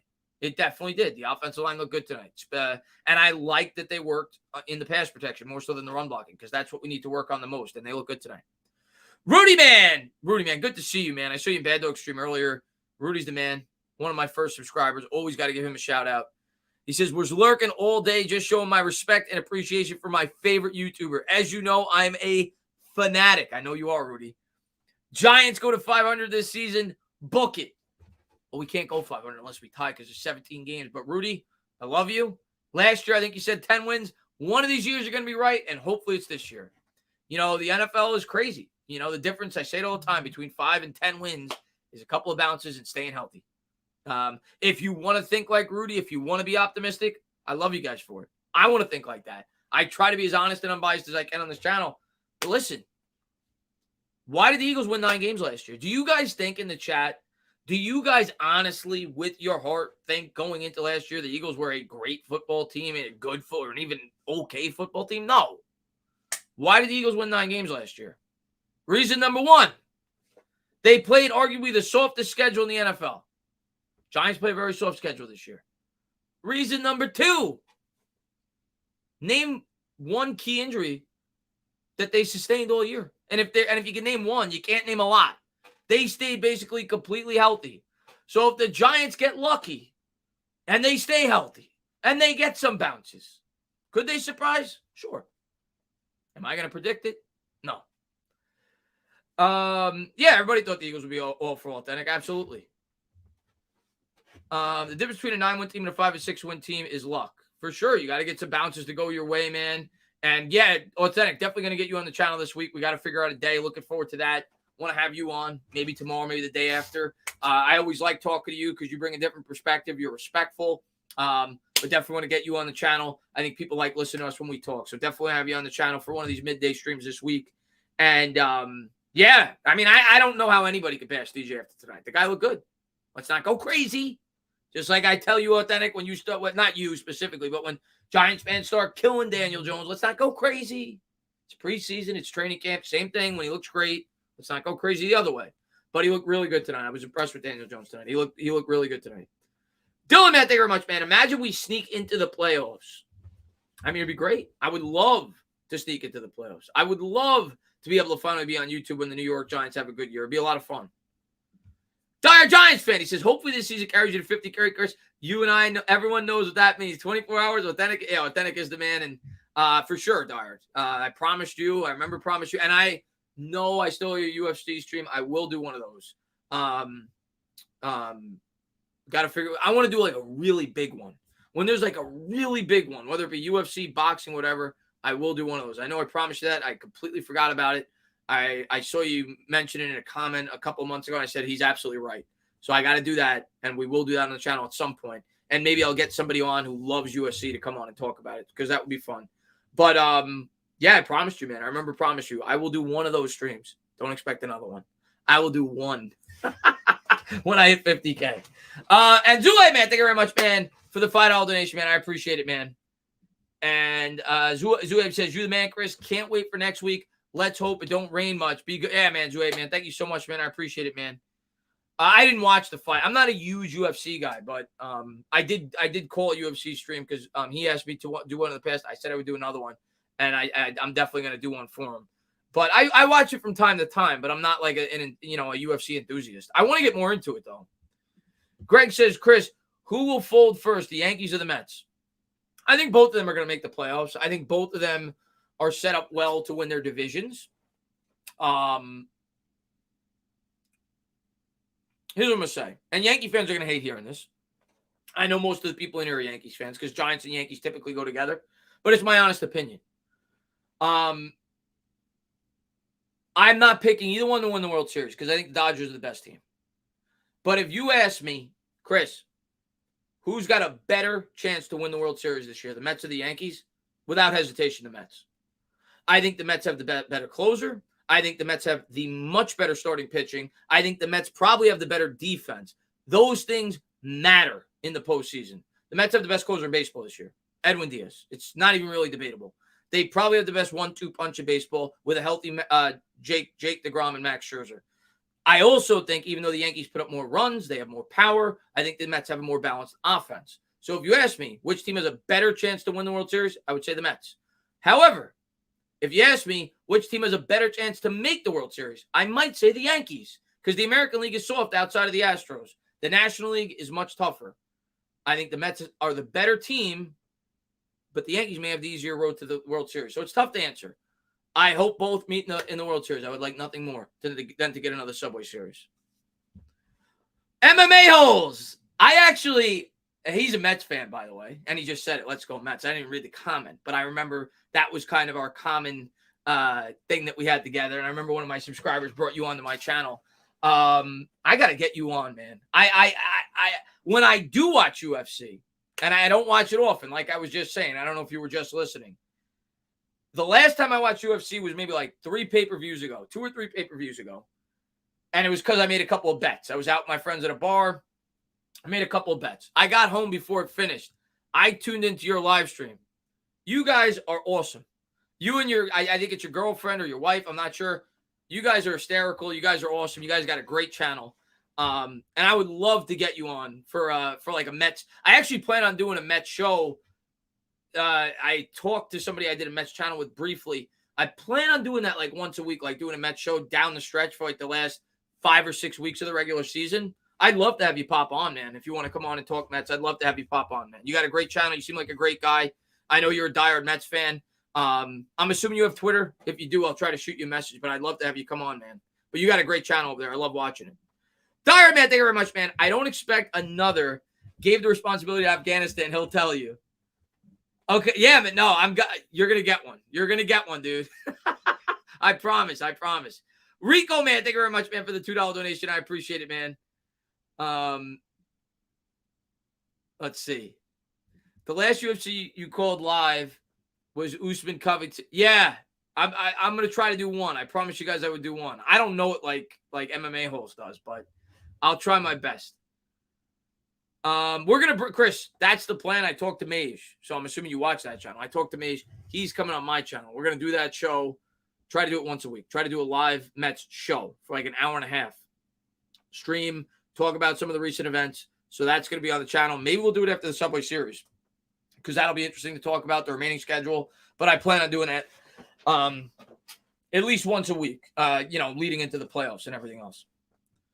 Yeah, he did play tonight. Didn't look very good, if I'm being honest with you, Stanley. Roy, however you pronounce his name, OCU Manures guy, didn't look very good. But, yeah, he missed a couple of blocks. But, yes, he did get an opportunity tonight.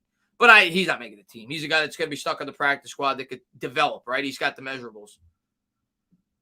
Does the House of Dragon have a show? I didn't watch it, Greg. I want to. I know tonight was the first episode. I'm going to watch it tomorrow. I obviously am a big Game of Thrones fan. I'm excited, and I know a lot of people have been trashing it, and it looks like it could kind of be corny. But I'm excited for the Lord of the Rings show on Prime. Obviously, I'm a nerd when it comes to Lord of the Rings. That's my favorite movie of all time. It looks like the show could either be a complete bomb or it could be great. I know Amazon Prime hasn't had a lot of great shows, so that's the next show I'm really looking forward to. I think it starts like September 6th or 6th, early September. So I'm looking forward to that. But I'm definitely going to check out the new The House of Dragon. I'm definitely going to check that show out for sure. Probably watch that show tomorrow. Wonder where all the Mets are going to Met people are now. They ain't going to Met now, sports expert. It was good. I'll definitely have to check it out, man. Overall take on tonight, I didn't get a chance to watch. It was at a party. Anthony, the first thing that you always have to talk about, is the quarterback, specifically with the Giants, right? Because Daniel Jones is, So Daniel Jones played, I'm going to use the word great. He played great tonight. I'm not going to say he played otherworldly, but he played great tonight. He looked confident in the offense, so that was the biggest positive. The offensive line looked very good. The offensive line looked very good for the most part, especially early on in the game, which is really what you're looking at, and especially for a banged-up unit. The pass protection was good. The run blocking was pretty good. So those were the two things on offense that you were looking at. Aaron Robinson looked better, which was clearly the biggest weakness last week, albeit all against the second-team offense and defense, right? But overall, I think most fans are going to take a positive experience out of this. One negative that I should have mentioned earlier, because you're so excited to talk about all the things that everybody's excited to talk about. One negative that I'm going to take out of this game, we have to talk about, because now it's been 2 weeks. New York Giants special teams has been awful. The New York Giants special teams kick and punt coverage has been dreadful. The first preseason game, it was horrible. Tonight, it was horrible. So that to me is something that is now in the back of my head that we need to work on. That's something that we need to work on. So I'll take that out of this game. That was a big negative. The kick coverage, the punt coverage left a lot to be desired. The special teams was bad tonight. Very bad the first week. That's got to get a lot better because that's going to cost us points. Let's see. MY Giants 26, man. Thank you very much. He says, does Bachmann make the 53? I'm going to say no. I know he looked really good tonight. I'm gonna have to say no. There's just too much competition there. But you never know. Maybe he does. But I'm gonna say no. But he looked really good tonight. I still need to finish the final season of Game of Thrones. The final season of Game of Thrones wasn't great. I thought they rushed it, but the series as a whole was great. But obviously you have to watch it. If you watch the show, you have to watch it. Yeah, Beavers is hurt. I'm not sure the severity of the injury, but he's hurt. But I don't know how serious it is. The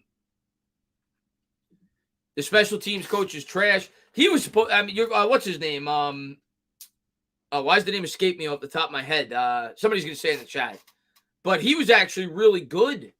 Ironically enough, before Joe Judge got here, he was supposed to be a special teams guy. Why is the name escaping me? But he was supposed to be really good, and Joe Judge retained him.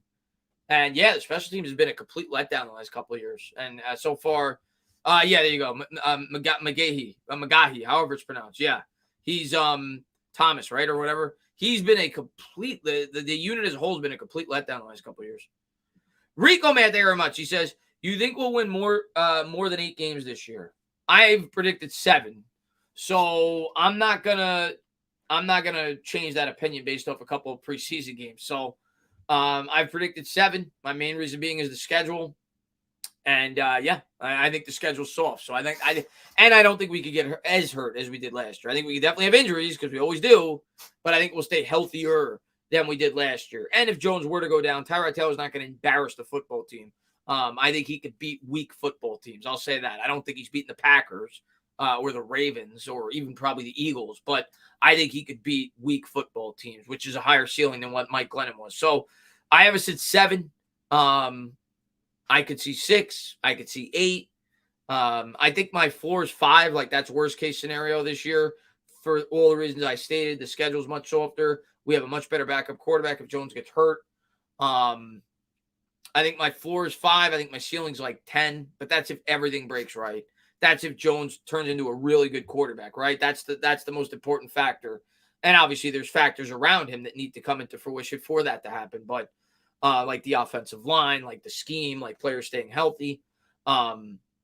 So I think my absolute ceiling's 10. I think my absolute floor is 5. And I've got us at 7. Let's see what we got. People overrating the Eagles. See, here's the thing with the Eagles, man. Here's my thing with the Eagles. I don't think the Eagles are a great football team. Like I said earlier, I think the Eagles last year got lucky. They stayed completely healthy. They played a crap schedule. But my problem with saying that the Eagles are going to struggle this year is their schedule. Look at their schedule. They play at Detroit. Maybe it's a game they could lose. People seem to like Detroit this year. It's still Detroit. They play Minnesota home. Maybe you could say they'll go 1-1 first 2 games. At Washington, divisional game, whatever. We won't even go with the divisional because we know those games. Jacksonville home. At Arizona. Pretty tough. Steelers home. At Houston. At the Colts. Actually, the schedule's not. Maybe it's because I'm trying to think optimistically. But now that I'm actually looking at the schedule again, it's not as easy as I thought it was. It's not hard. I still think they're going to win 10 games. I just think their schedule is too soft. And who the hell is calling at 11:56 at night? That better be Joe Shane. Eagles home versus Steelers sounds like it's going to be a really fun. Yeah, for sure. Bullet Train is not one of Brad Pitt. Dude, Bullet Train. I'm going to tell you what, Bodo. And I go to all the movies. And you know that if you come into my streams, I'm a big movie guy. Because I have the movie pass. So I pay $22 a month. So I try to see every movie that's even like slightly interesting. And I saw Bullet Train. I'm going to be honest. I don't know what the hell Brad Pitt was thinking when he took on that movie. There was a couple of parts I laughed. Some of the action, I guess, was cool. I thought that movie sucked. I will say I only went to see it today, actually, because it got good reviews. I didn't have any interest from the trailers, but I actually thought the movie was pretty good in like a funny way. Don't go into it thinking too seriously. It's called Bodies, Bodies, Bodies. It was enjoyable. I wouldn't say it's worth going to pay $20 for, but I actually thought the movie was pretty good. But Bullet Train, god awful. God awful. And I like Brad Pitt. I think he's a really good actor. I don't know what he was thinking. Well, all the theaters have the pass, man. All the theaters have the pass. AMC has the pass. I don't have AMC. I have Regal, but they all have it, and it's similar price. Abdullah says, I think today proved that Tyrod Taylor should be our starting quarterback. You're kidding, right? You have to be kidding. You have to be kidding. What did Tyrod Taylor do today? Daniel Jones looked good today. What are you talking about? What are you talking about? If anything, Davis Webb looked like he should be the backup today. Even though I don't want that. I want Tyrod Taylor to be the backup. But what are you talking about? Stand up. What's going on, many guy? Says Davis Webb, the second coming of Tom Brady, and we beat the Bang. Relax. Bullet Train will be on TNT in 2 weeks. That tells you what. Yeah. Chris, the Nicolas Cage clone. I actually saw a Nicolas Cage movie the other day called Pig. It's on like Netflix or one of the streaming services. It was weird, but it's pretty. I love Nicolas Cage. I that's a guilty pleasure of mine. I love Nicolas Cage. My favorite Nicolas Cage movie. Tell me if you guys have seen it in the chat. First off, tell me in the chat your favorite Nicolas Cage movie. A lot of people are going to say Face Off. A lot of people are going to say Con Air. A lot of people are going to say Gone in 60 Seconds, The Rock. Those are some of his popular movies, right? I'm going to tell you my favorite. Oh, don't tell me Ghost Rider. Ghost Rider is horrible. My favorite Nicolas Cage movie. National Treasure is good. Has anybody in the chat seen Matchstick Men? Matchstick Men is one of my favorite movies. I love that movie. Nicolas Cage, Sam Rockwell. See it if you haven't. It's great. I think that's my favorite Nicolas Cage movie. Matchstick Men, it's called. Tato was a huge fan of Wicker Man. What's going on, Afghanistan? You saw it? Yeah. I have the AMC pass, Chris, and I watched Bodies, Bodies, Bodies. It's pretty good, Skills. Raising Arizona is really good, G Nation. Really good. I haven't seen Bad Lieutenant. I haven't seen Bad Lieutenant. Lord of War was great. That's another good Nicolas Cage movie. Lord of War. I've seen Dog Days. Very good. Well, he's not in The Hangover. Hangover's good, but Nicolas Cage ain't in The Hangover. Let's see. Andrew Thorsten says it's terrible. I don't know what you're saying is terrible. Oh, Bad Lieutenant 2. I never saw Bad Lieutenant 1. What do you expect the Giants' record to be? Still 7-10. I'm not changing that based off preseason games. I'm not changing that. Star Wars and Back to the Future are my favorite movies. I mean, those are classics. 2 of the top 5 trilogies of all time. So you can't really go wrong with that. You've never seen a Nicolas Cage movie? Oh my God, I'm going to have to stream one on the channel. What was the name of Nick Cage's movie that came out this year? It was a comedy where he plays himself. I saw it. What was the name of it? I forgot the name of it. But this is the way I would describe that movie. The first half is hysterical. Like, I was dying of laughter the first half. The second half, I'm like, what the hell am I watching? Like, it went from a movie that was like a great spoof comedy, and then they tried to make a story out of it, and you're like, what's going on? The first half I absolutely loved. The second half, I wanted to walk out of the theater. First half, great. Second half, horrible. But I forgot the name of it. That's what it is. Yeah, The Unbearable Weight of Massive Talent. Definitely worth seeing. Really funny, but I just wish I liked the second half. I didn't like the second half. Chris, just stop. We all know we're making the playoffs. We'll see, J-Dog. Yeah, so basically the Yankees 2022 season. Don't Look Up. Kansas 0. Have I watched Don't Look Up? I feel like I have. But I can't put the movie together in my head. But I think I have. John Wick 4 is going to be friggin' awesome. All right. Let me ask the chat this. What's a better action series? John Wick or Mission Impossible?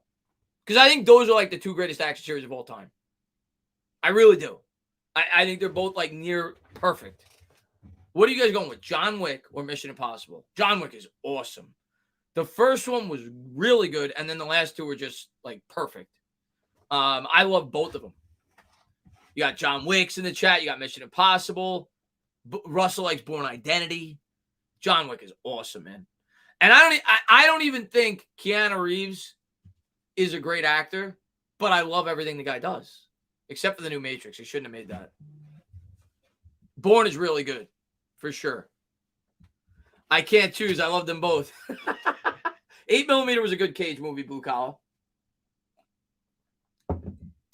Wait. Dust Thunder. Hold on one second. Dust Thunder. I always assumed you were a man. When you watch. Actually, I know you're a man. You came into my video chat one time. How could you be a man and not watch the John Wick movies? Like, I thought when you came out of your mother's womb, that's like that if you have a penis, you already have John Wick instilled in your head. How have you not seen the John Wick movies? Like, that's the most manliest movie of all time. Like, see it immediately, Dust Thunder. No, dude, how could you call for somebody to say the Mission Impossibles are cheesy?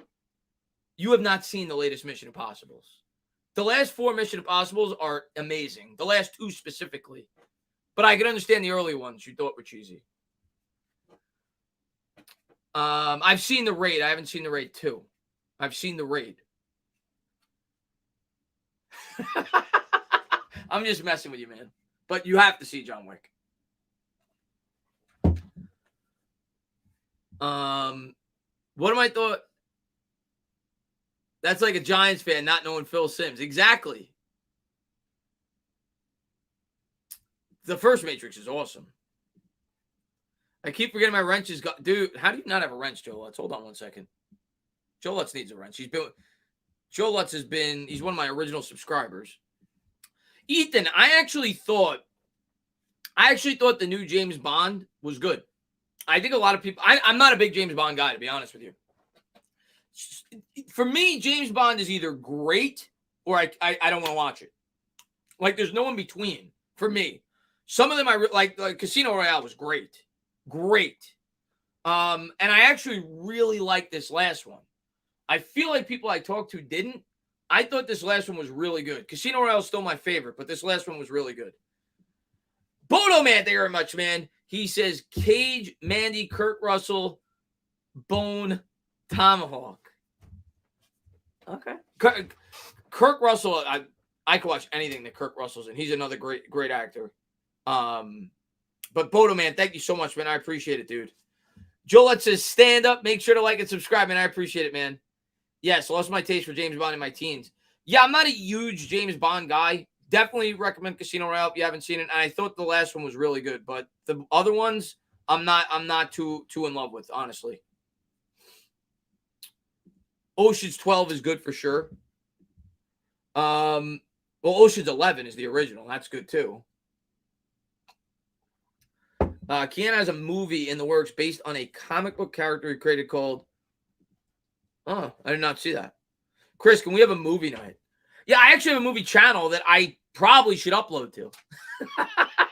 I just don't. But that's something that I wanted to try to build, and maybe I will, man, because I love doing that. You know, breaks, especially when there's not a ton to talk about. As the season gets underway, we'll be able to talk about the Giants for 4 hours. We'll be able to have you guys come on via video call and everything else. But it's fun to talk about movies during the dead time, to fill up some time during the streams, because I love talking movies. I can talk about movies for hours, man. Let's see what we got. And Fabian, man, thank you very much, man. Tana, can we mods vote? Yeah, for sure, man. Billy, it's just called Entertainer Talking Movies. Just like Entertainer Talking Sports, it's Entertainer Talking Movies. And maybe I will start to upload, especially because I do go to movies so often. I could go on there and give you guys my reviews for all the movies that I watch. So maybe I will. I'll try to upload on that more frequently. I would like to do a podcast more than like a movie review channel. I just feel like I would enjoy that more. Like, you know, to have me and a friend that I frequently go to movies with do like a podcast if he's free. I would love to do something like that. But my brother is so busy with his new job and his wife that he's who I started the channel with. But I'd love to, man. What's my top 3? Listen, my favorite movie of all time is Lord of the Rings. And I know a lot of people scoff at that because Lord of the Rings is either a movie you absolutely love or you can't stand. But I love Lord of the Rings. That's my favorite movie of all time. And if I had to pick one of the 3, it would be Return of the King. But I view them all as the same movie. Die Hard, man, thank you very much, man. He says, asking a Tom Cruise fanatic, is there a Tom Cruise movie you didn't like? All right, here's my take on Tom Cruise. You know he's my favorite actor. You know I basically like everything the guy makes. I like Tom Cruise so much. Like, I feel like he has almost a perfect resume that I refuse to see The Mummy. Because everyone says The Mummy is horrible. So I refuse to see it. I will not watch it. I don't want it to ruin my perception, my perfect perception of Tom Cruise movies. But I will say, if there is one Tom Cruise movie that was a big letdown for me, I still think it's a pretty good movie, but it's not very good. Reacher. I didn't like Jack Reacher, and I didn't like Tom Cruise specifically for Jack Reacher's part. I didn't think he was casted well. So yeah, I'll say Jack Reacher is probably my biggest letdown for a Tom Cruise movie that I've seen. I refuse to see The Mummy, but I didn't like Jack Reacher. Last Samurai is awesome, man. Lord of the Rings is the best. I didn't like The Hobbit. I love Lord of the Rings. I didn't like The Hobbit. It didn't follow the book at all. You like Jack Reacher? Yeah, I don't know. I didn't love Jack Reacher. It was definitely watchable. Like, I won't say I hated it, but it was a letdown for me. I haven't seen it, Billy. Maybe I should. You like Jack Reacher? I haven't seen the show yet. Bookend Tackles. That's the next thing I want to get on. I haven't watched the show yet.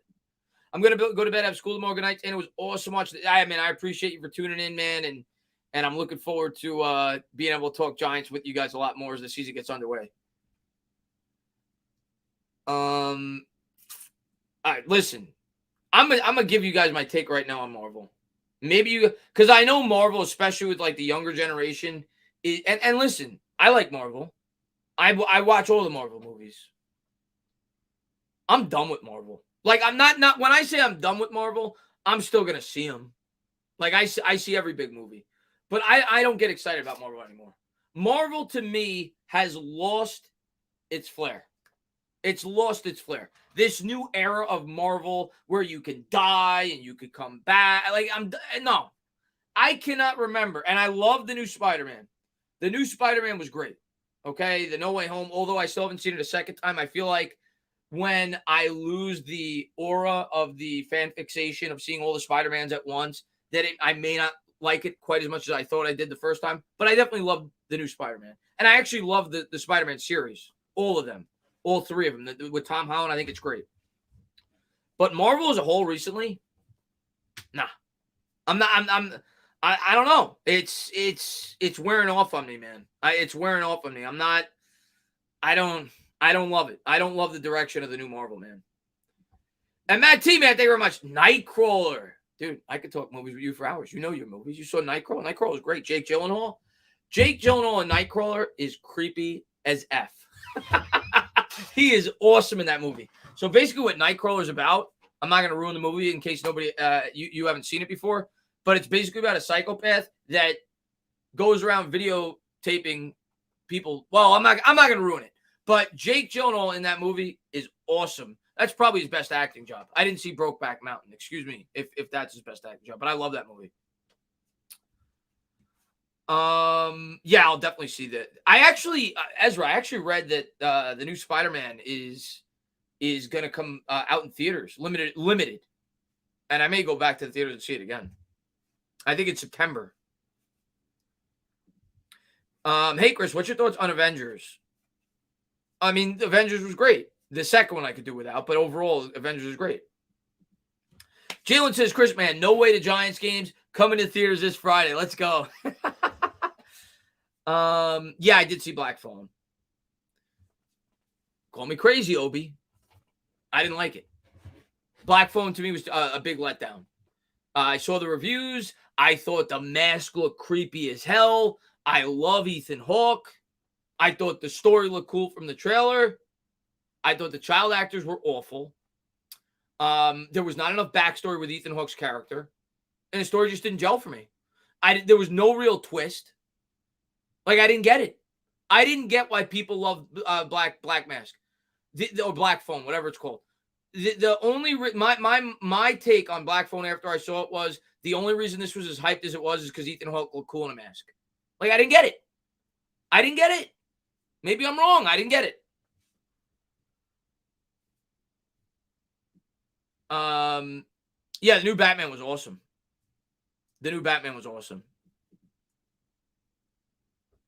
Tom Cruise's worst move. Yes, that definitely hurt him, but he fixed it when he did Tropic Thunder because it showed that he was able to make fun of himself, and that kind of helped his image. Are you a break? I mean, it's the same show. I really do look at it. I really do look at it as one show at this point. It really is. I know Better Call Saul was the prequel. It's one show at this point, but but it's great, and it sucks that we're not going to have any more of them. Yes, I did. I did see the trailer to the new Black Panther. I hope that's good. I think it comes out in December. I did see it. Yeah, dude. There's another one, Garrett. I didn't get it. Like, okay, Nope. The first two of his movies are incredible. Us, awesome. Get Out, awesome. Nope. I'm not going to ruin it for anybody because some people seem to love it. Nope, to me, he came up with a cool idea. And it was cool. The twist, it was cool. And nothing else. The movie didn't gel at all for me. There was no parts where I was like, oh my God. Yeah. Nope was one of the most disappointing movies of the year for me. Because I loved the first two. Big letdown for me. Was not a fan of that movie. And Matt T, man, thank you very much, man. You're tearing me apart, Lisa. Thank you, Matt, man. I appreciate it, man. I have fun talking with you guys, man. I really do. I appreciate all the support you guys always show on the channel. And I love Nightcrawler. Yeah, King Richard was really good. Will Smith, Will Smith was great. Unfortunately, he ruined his image with what he did at the Academy Awards, but he was great in that part. Yeah, he absolutely deserved to win for that. Yeah, I saw Bullet Train. I didn't like it. I'm not a fan. Somebody already asked me. That's why I'm not going more in depth with it. I wasn't a fan of it. Okay, my favorite horror movie. Have you guys seen? What's the one? I actually watched it in my Discord a couple of months ago. And when I'm thinking more new age horror movies. Have you guys seen the one? What's the one with Ethan Hawke? Not Black Phone. The one before that. Sinister. Sinister's awesome. When I go on Rotten Tomato and I see that Sinister has like a 67%, I'm appalled. Sinister had it all for me. It had a good acting. It had a good twist. It had good jump scares. It worked for me. I love Sinister. Sinister is one of my favorite, in terms of more recent horror movies. It's one of my favorite that's come out in the last 10, 15 years. Big fan of Sinister. Shining's great. Obviously, if you're going back that far, The Shining's great. Dire Giants fan. Heath Ledger, best Joker, hands down. Okay, I'm going to have and I know this is sacrilegious because Heath Ledger is incredible. Incredible as the Joker, right? He is awesome as the Joker, and nothing will ever top his performance. When I say this, I'm saying it strictly as an acting performance. Heath Ledger's the best Joker. But if you ask me, who did a better job as an actor? Joaquin Phoenix, or however it's pronounced, in the movie The Joker. Like, I was in awe. Like, there was no great script. There was no great action sequences. The entire movie was carried by his acting performance. And in terms of comparing the two movies, they're not even close. The Dark Knight, obviously, Christopher Nolan, tons of action, great movie. And you will never pass what Heath Ledger was able to do in that role. But Joaquin Phoenix in the movie The Joker, incredible. I could never see anybody else playing that part. So it's tough for me to say, but yeah, Heath Ledger's one of a kind, man. And of course, you like David just said, you got to show respect for Jack Nicholson too, man. Some of my favorite movies are Fury and Spider-Man Into the Spider-Verse. I mean, obviously that's really popular. Mark Hamill is the OG Joker, yeah. Joaquin. Okay, I knew I was mispronouncing it. Joaquin Phoenix. He's a great actor.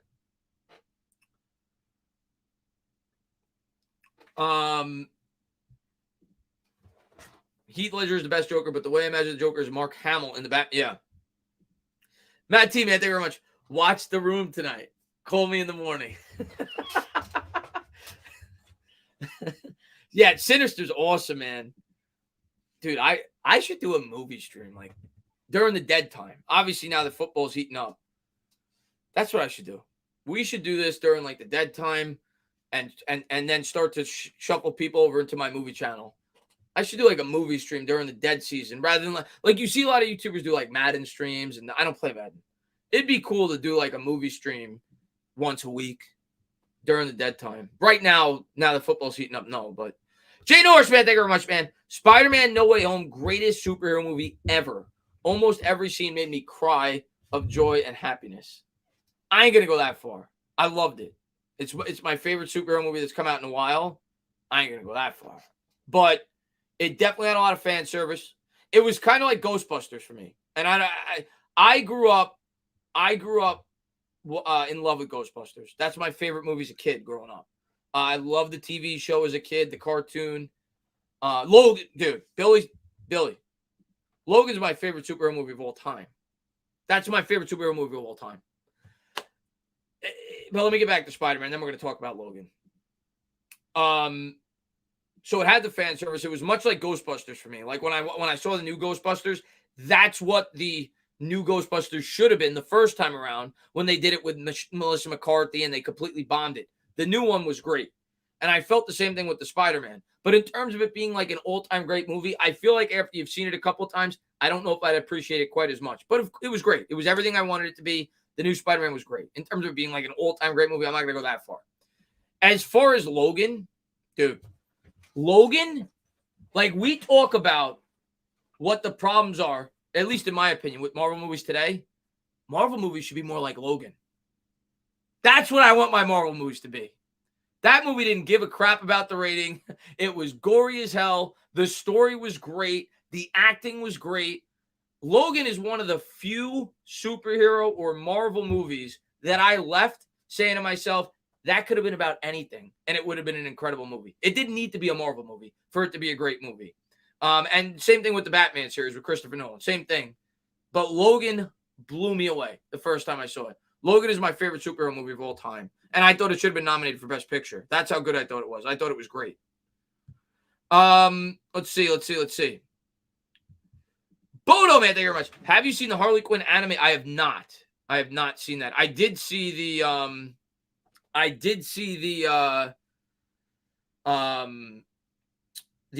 what's it called? The one with Harley Quinn in it. Why am I forgetting the name of the movie? The superhero movie that comes out where Suicide Squad. I did see that. And that was pretty good. A little weird, but it was pretty good. I liked it.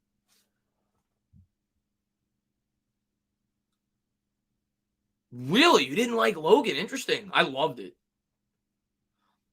Texas Liberty says, #1 basketball movie. Let me get some of your guys' favorite basketball movies. I mean, there's so many great ones. I mean, if you want to go more recent, like Coach Carter was good. That's a more recent one. White Men Can't Jump.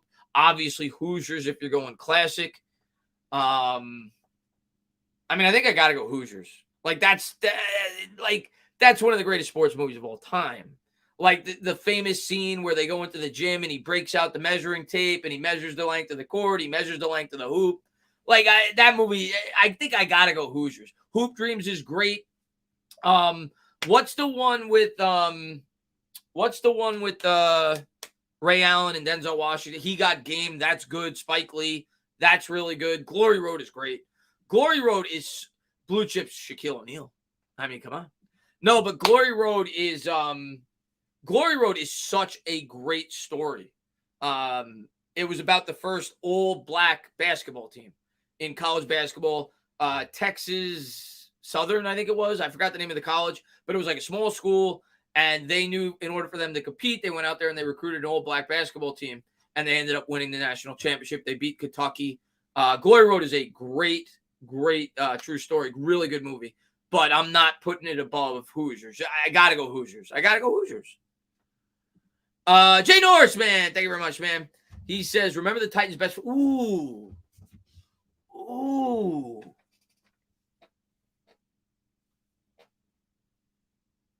Listen, Denzel's great. Right side, strong side. Remember the Titans is great. I don't know what's my favorite. Again, I'm going to go classic here. I'm going to go corny here. My favorite football movie of all time. Kill me, guys. I love it. Rudy. I became a Notre Dame fan because of Rudy. And there's so many great football movies. Any Given Sunday. There's so many great football movies. You've got Friday Night Lights. I really like Friday Night Lights. That was good. Blindside's good. The new Kurt Warner movie was very good. I'm going Rudy, man. I'm going classic Rudy Rudiger, man. I loved it, man. I loved it. Chris, there's a horror movie that just gets you where you can't watch. It's just too much. Mine is Human. I've never seen Human Centipede. Everybody tells me that Human Centipede is disgusting. I've never seen it. Yeah, Blindside's really good. Funny story. My friend is actually in TED. My friend he's no longer. He was an aspiring actor, and he moved to Hollywood. It was a very small part. I don't even think he had a speaking scene, but he's in the scene where Mark Wahlberg goes to the house party, and then like the Chinese guy comes in with the duck, and there's like a huge fight, and they're singing the karaoke. He's in that scene. He's sitting next to Mark Wahlberg through like 3 or 4 different clips of that scene.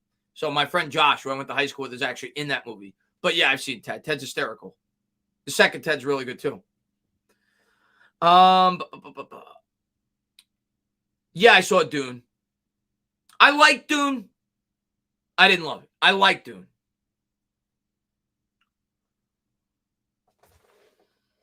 Do you believe The Water Boy? The Waterboy is funny, but it's definitely not the best football movie. But it's good. It's funny. I mean, any Adam Sandler. Adam Sandler, I think Adam Sandler, he is what he is now. He's basically a guy that all his movies go straight to Netflix because they're all the same. But his older movies are great, right? I mean, you got, obviously, Happy Gilmore. You've got Billy Madison. Waterboy's really good, but I can't put it up there as my favorite football movie. But it's good, really good. Lawrence Taylor is in The Waterboy. So how could you not like it if you're a Giant fan?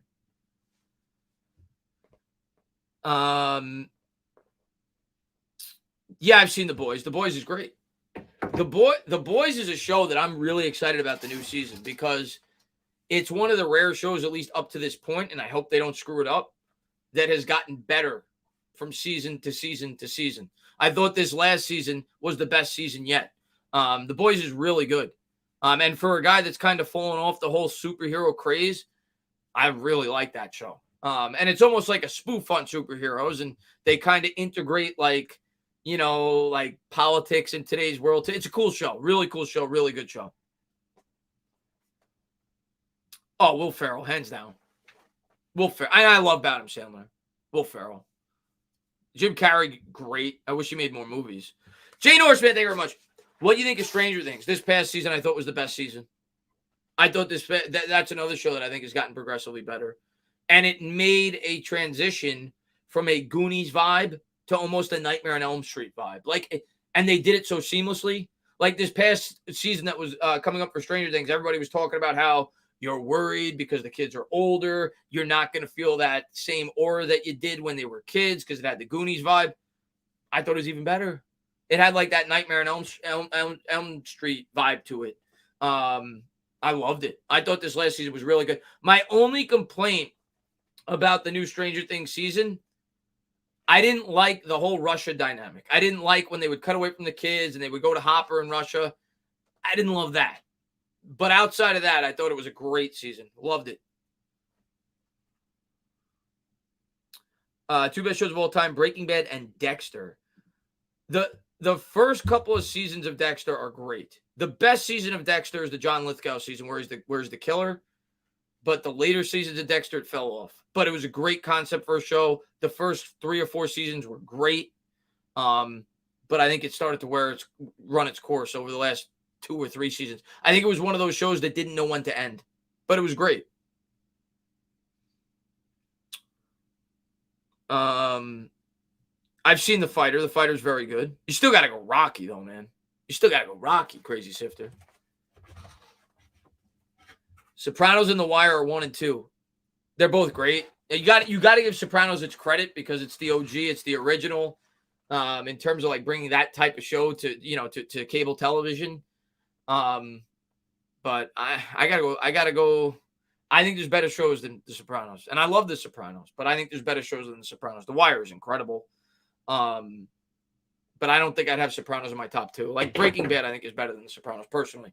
But you got to show respect. I mean, yeah, I've seen Radio. Radio is really good. Will it shock you? I haven't seen a minute of Stranger. What are you waiting for? Dyer, I got to assume you have Netflix. You got to get on that, man. What are you waiting for? Dyer, let me ask you a question. Do you like the Goonies? If you answer yes, I have another question. Do you like the movie Alien? If the answer is yes, I want you to picture in your head if the movie Alien and the movie Goonies had a baby, and that would be Stranger Things. Who wouldn't like that? Who wouldn't like that? Let's see. Better Call Saul, I loved. I still haven't seen Billions. I know everybody raves about Billions. I still haven't seen it. No, Jay-Z, I still haven't seen that either. The Brad Pitt, I still have not seen that.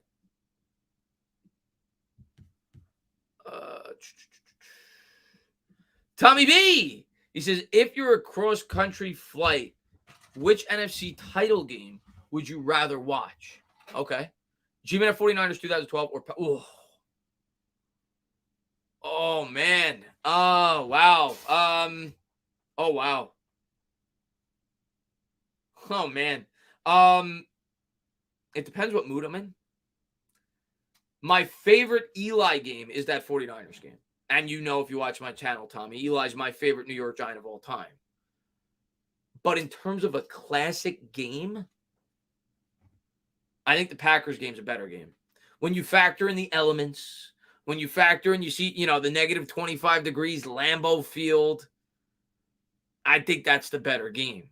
I think they're both incredible games. I think they're both great.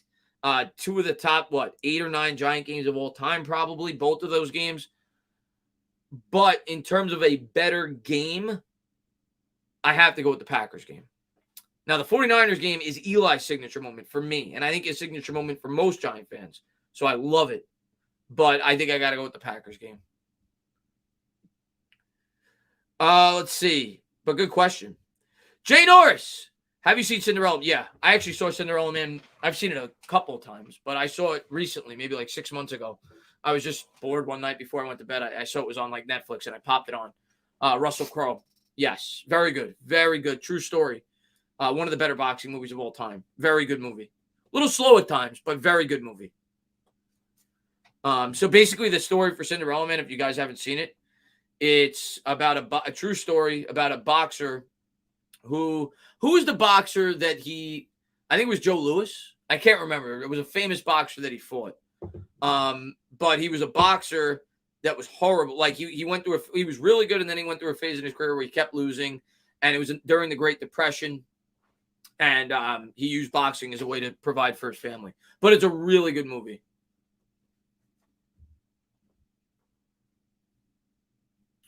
Yeah, Joe Louis. Yeah, okay.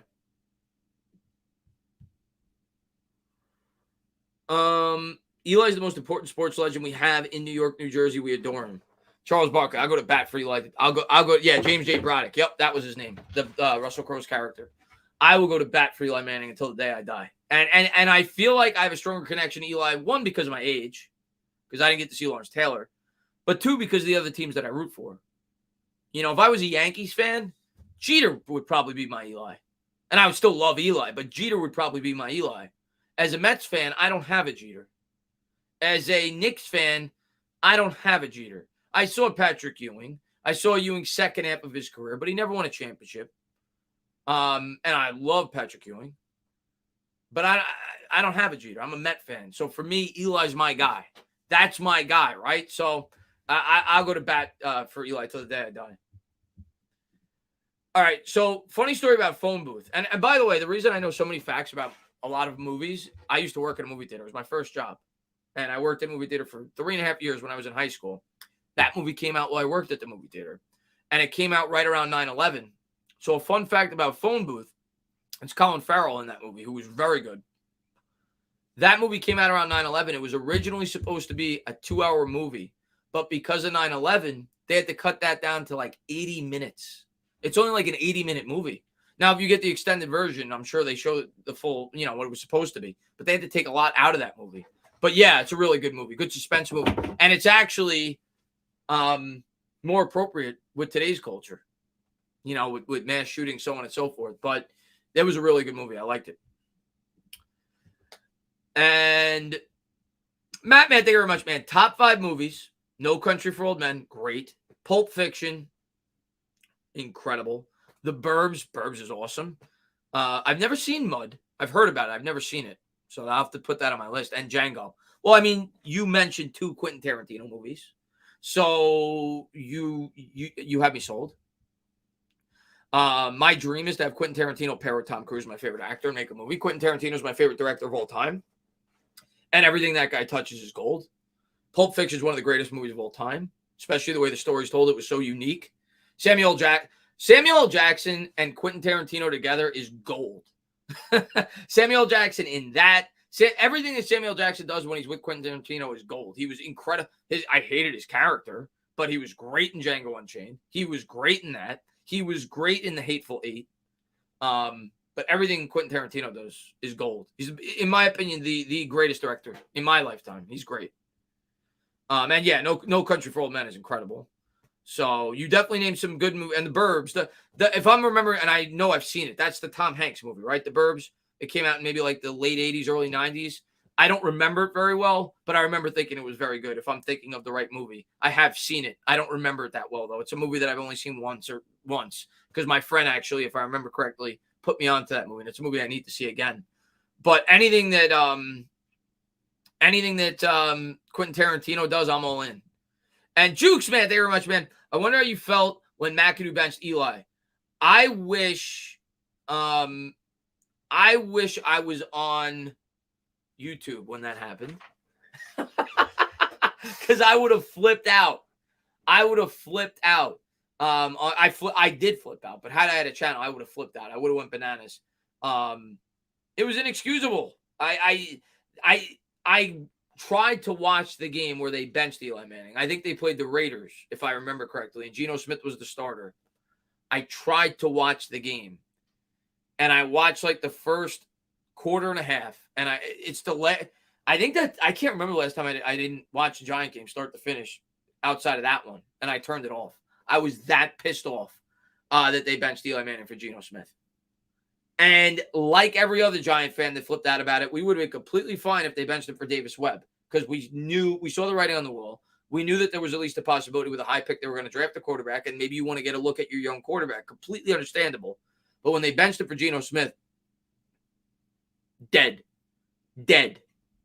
Yeah, I saw it, Matt. It's actually my friend Jared, he's probably an even bigger movie guy than me. That's one of his favorite movies of all time. And I watched it with him years ago. I'm talking like when I was 20, like 15 years ago, in that area. And I remember thinking it was really good. I just don't remember a lot about it. But yeah, it was Tom Hanks. Tom Hanks before he kind of blew up to be the Tom Hanks we know now. But it was good. It was definitely good. As a Tom Cruise enthusiast, thoughts on Edge of Tomorrow? Edge of Tomorrow is awesome. It's awesome. It's Groundhog Day with guns. That's the best way to describe it. It's awesome.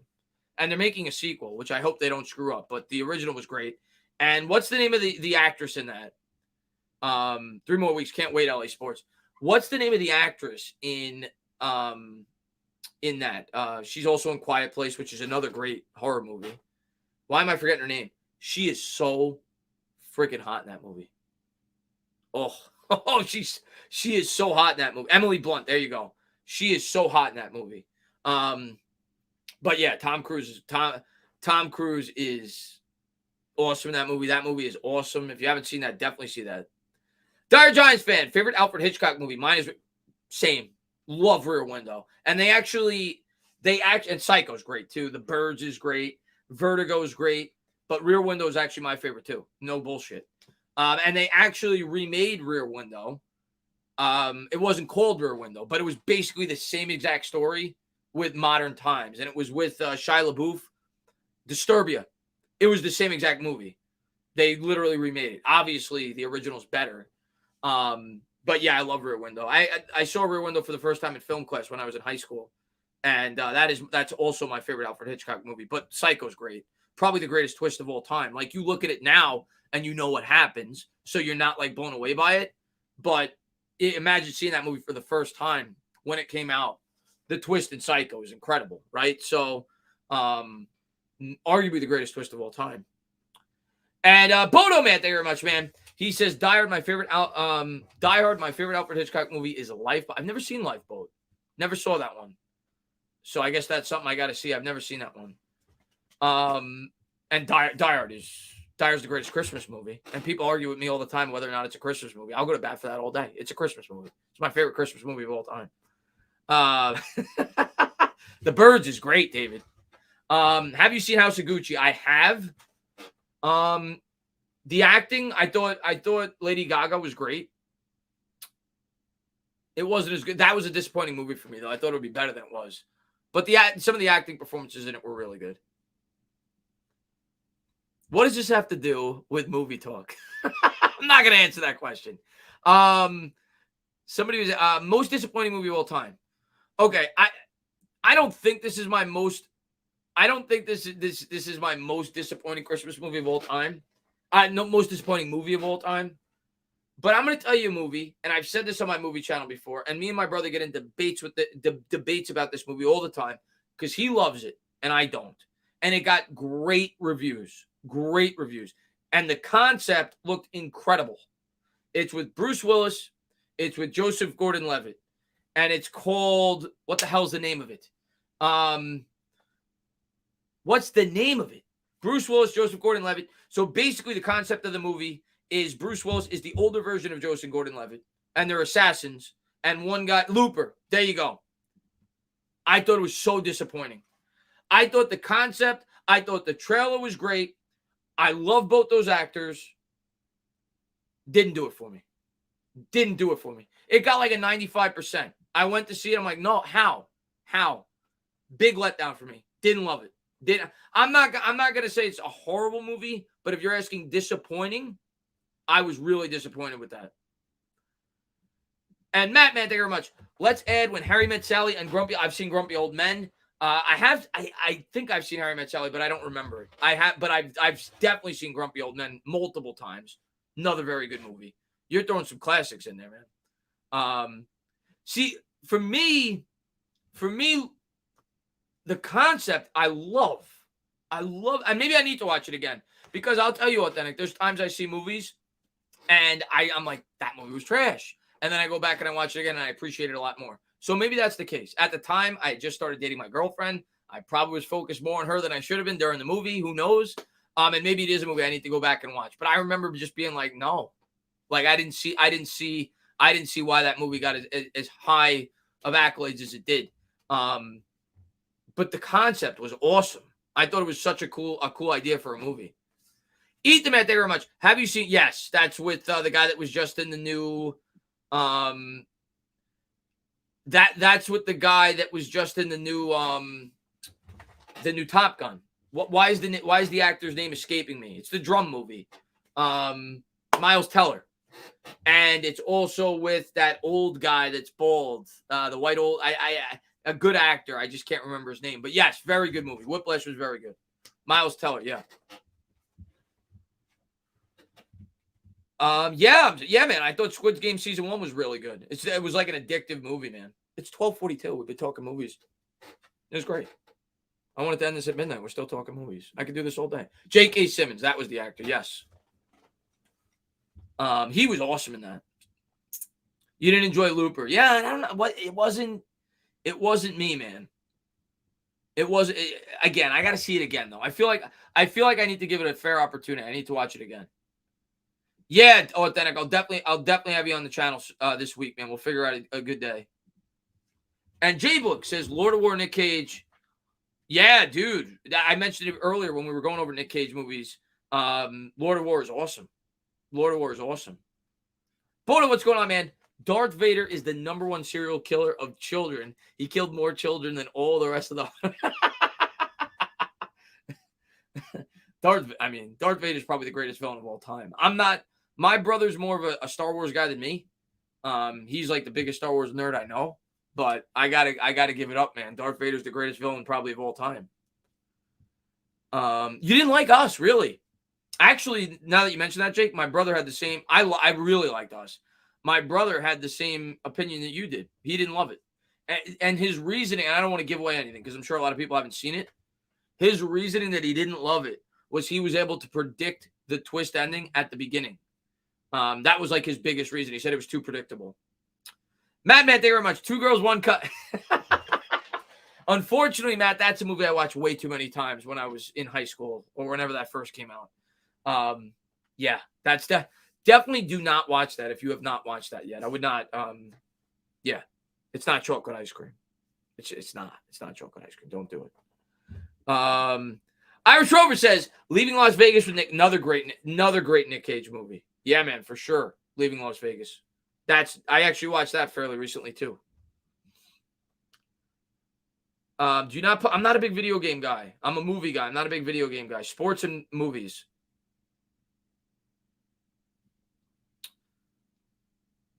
Dude. Denzel Washington. The funny thing is, CeeLo, I thought he should have been nominated for John Q too. They both came out in the same year, if I remember correctly. And I thought his performance in John Q might have been even better than his performance in Training Day. But Training Day, come on. He's like the ultimate villain in that movie. He's awesome. DJ. Listen, I'm happy with DJ tonight. Let's see if he can translate it into the regular season, but definitely did a good job tonight. You heard they are redoing 2 Girls, 1 Cup. Pursuit of Happiness. That's definitely a good one too, Najee. My top 5 superhero movies of all time? That's too hard, man. I have to think about that. I mean, you gotta put I mean, I said Logan, so that's on there for me. You gotta put The Dark Knight on there, just for Heath Ledger's performance alone. That's one I gotta think about, man. I'd have to think about that.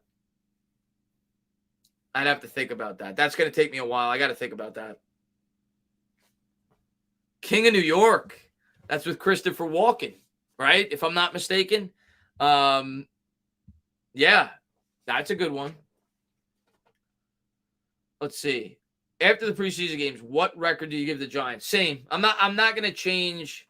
I'm not going to change my my record prediction off of preseason games. So I said 7-10 before, still 7-10. I want to say 17-0, but I'm going to try to be as realistic as I can. I'm sticking with 7-10.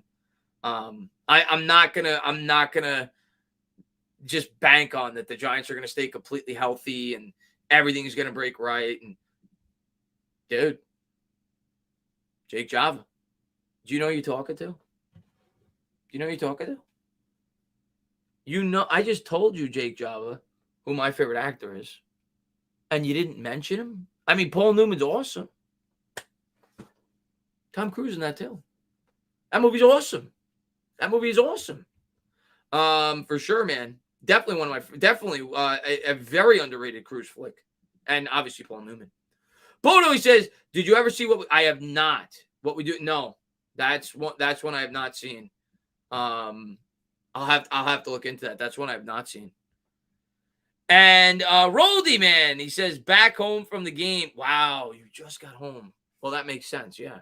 Wow, man, long day, dude. But must have been a great memory for you, man. You got to see Paul O'Neill's number, get retired, and then you get to go to the Giants preseason game, and that's awesome, man.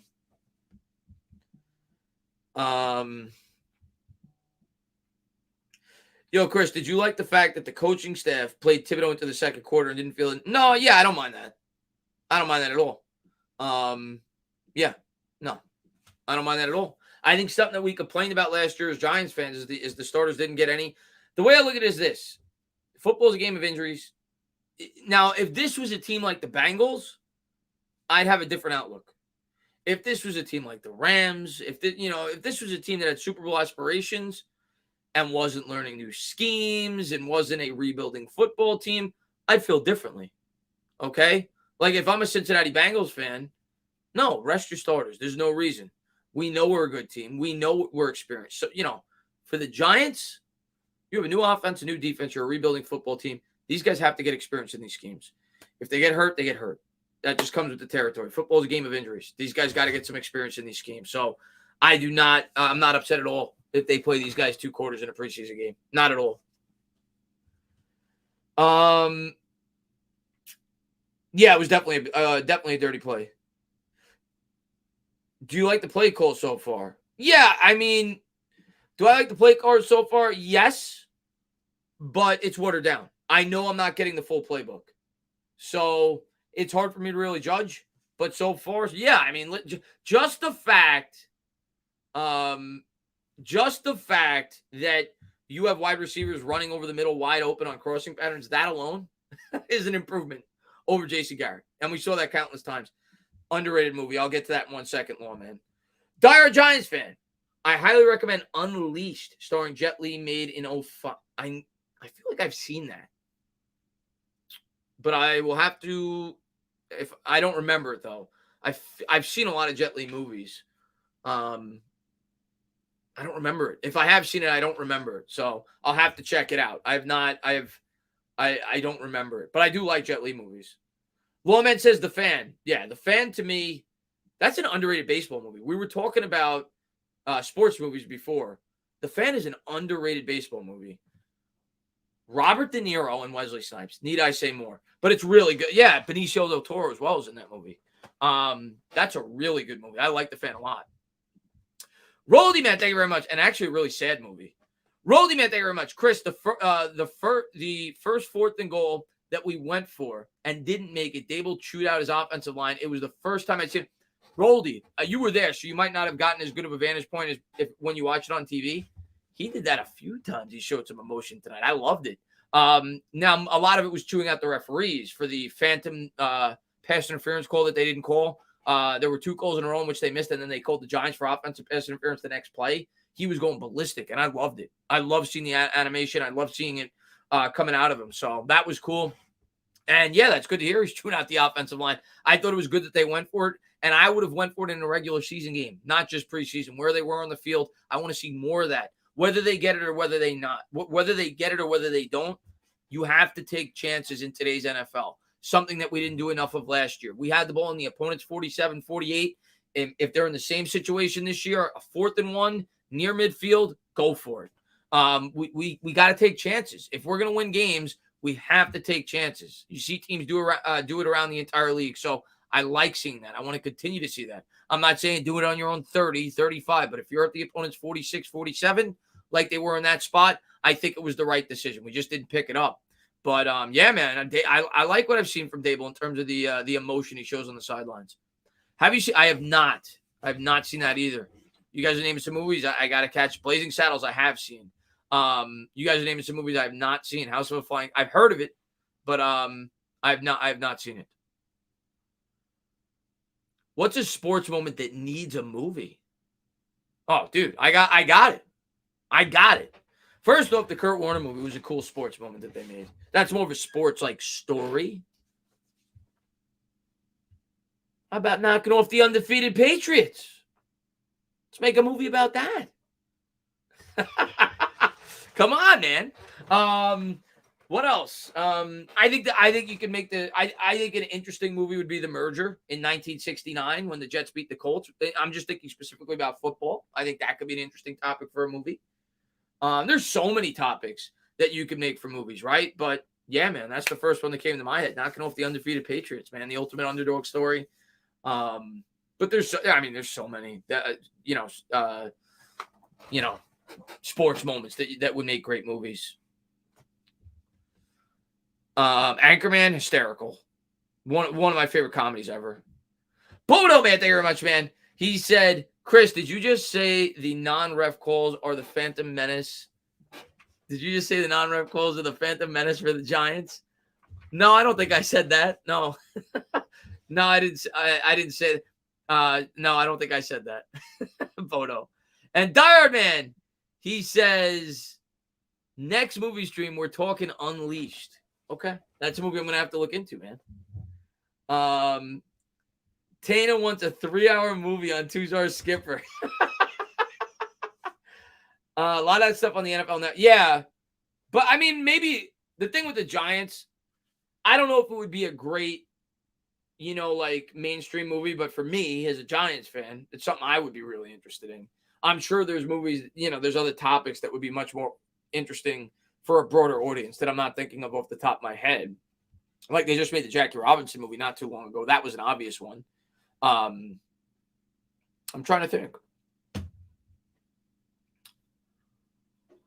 I'm trying to think of what would be.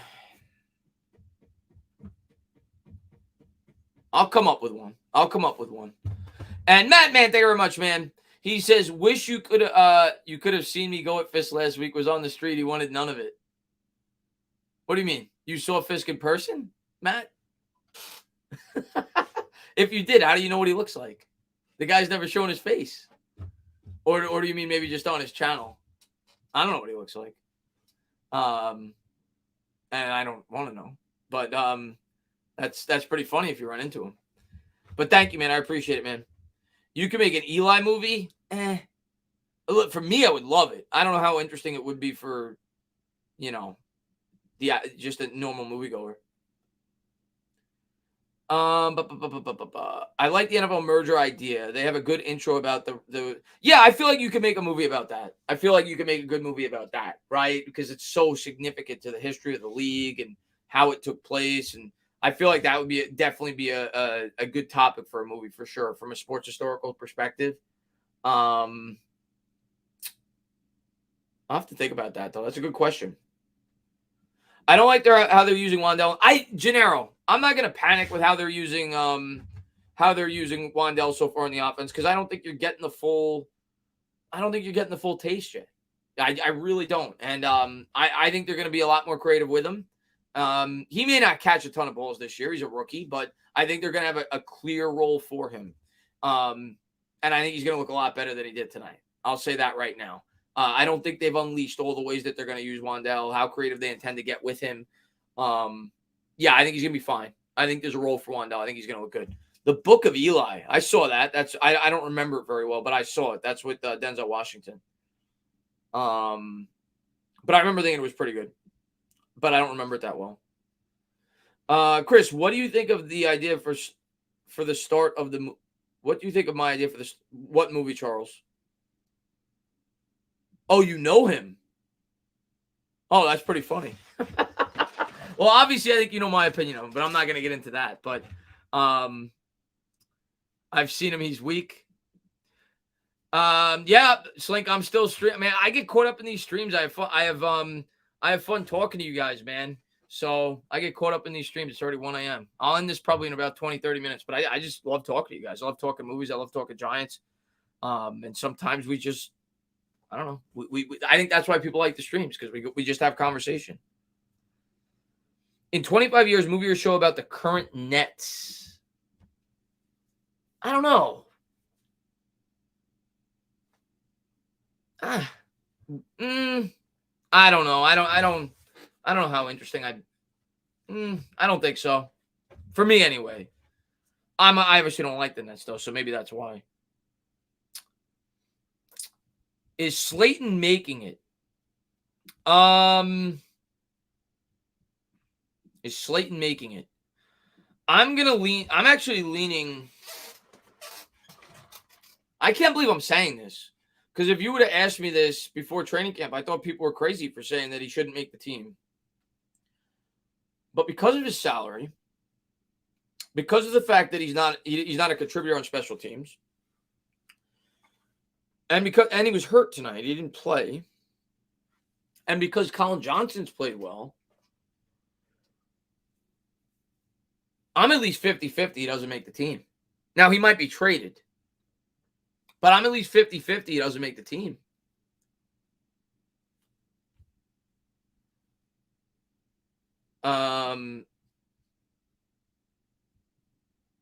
I think he's going to be a Isaac Yiadom type trade for a special team. Yeah, I could see that for sure. I could see that exact scenario. So this is a dumb question. Why is Dawson Thibodeau in the?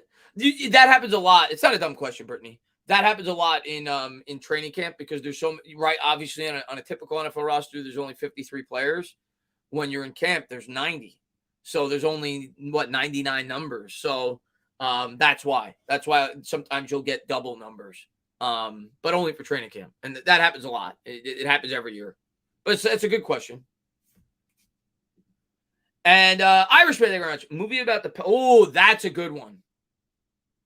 That's a good. That's it. That's it. That's the one. All right, and I'll say that, and I'm not trying to get political at all. Everybody's entitled to their own opinions, but another topic that I think I'm thinking NFL after he said that, but the Pat Tillman's perfect, feel good story. Well, obviously not, but an inspiring story. I could see them in a few years, regardless how you feel about the topic. I think I could see them in a few years making a Colin Kaepernick movie. I could see that. Maybe not in a few years, maybe in 10 years. I could see something like that too. I know that's political and a lot of people wouldn't be interested in that, but I could definitely see that. But yeah, the Pat Tillman story for sure. That's a good one. Yeah, U.S. military. Yeah. Yeah. Bono, man, thank you very much, man. He says, we're missing the obvious, the rise of the web. Yeah, man. Charlotte's Web. Yeah, Charlotte's Web with Davis Webb. Colin Johnson should definitely make this team and should get targets this year. I hope he makes it, man. I think he deserves to make it. I hope he makes it. How about the rise? How about the rise and fall of Trump? They've already made a bunch of movies, but I mean, they haven't made a. That's like gold. Like they're gonna make a major motion picture of that, but they've already made several documentaries, and they're gonna make that. It's just a matter of time. It's probably waiting until it clears up a little bit. Yeah, Spike Lee would maybe take. I could see it. Yep, I could definitely see it. The Webb strike back. Will Kaepernick be? I mean, I don't know. Probably not. Usually, when they cast an actor, it's not the guy himself. Why he always lying? Why is who always lying? Chill, Daddy. I don't know what you mean. I was extremely satisfied with the O-line today, but what about Jones and Webb? Talk about bringing excitement. Both played great. Yeah, the D'Alto. The thing with Webb, he did look really good today. Don't get me wrong. I don't know if he's going to make the team. Obviously, Taylor's the backup. He's not supplanting Taylor. Taylor's going to be the backup, rightfully so. But if they go with 3 quarterbacks, maybe he makes the team. But he's clearly not a guy I want to see make on the field this year. You want to see Jones play all 17 games. But he definitely impressed today. And maybe the Giants will go with 3. We'll see. What's going on, Ashton, man? Good to see you, man. I'm hanging out late tonight, man. We're talking movies. We're talking Giants preseason football. Just having fun tonight, having a chill stream. Got to talk to Ashley on Twitter. Really nice guy. And looking forward to getting you on the channel soon. During the season, we'll have you on. Let's see what we got. I see Jeremiah in the chat. I had to shout him out. Big Eagles fan. Good to see you, man. Hope you're doing well, dude. Tyrod will take over DJ at some point. I mean, if DJ gets hurt, I really don't think.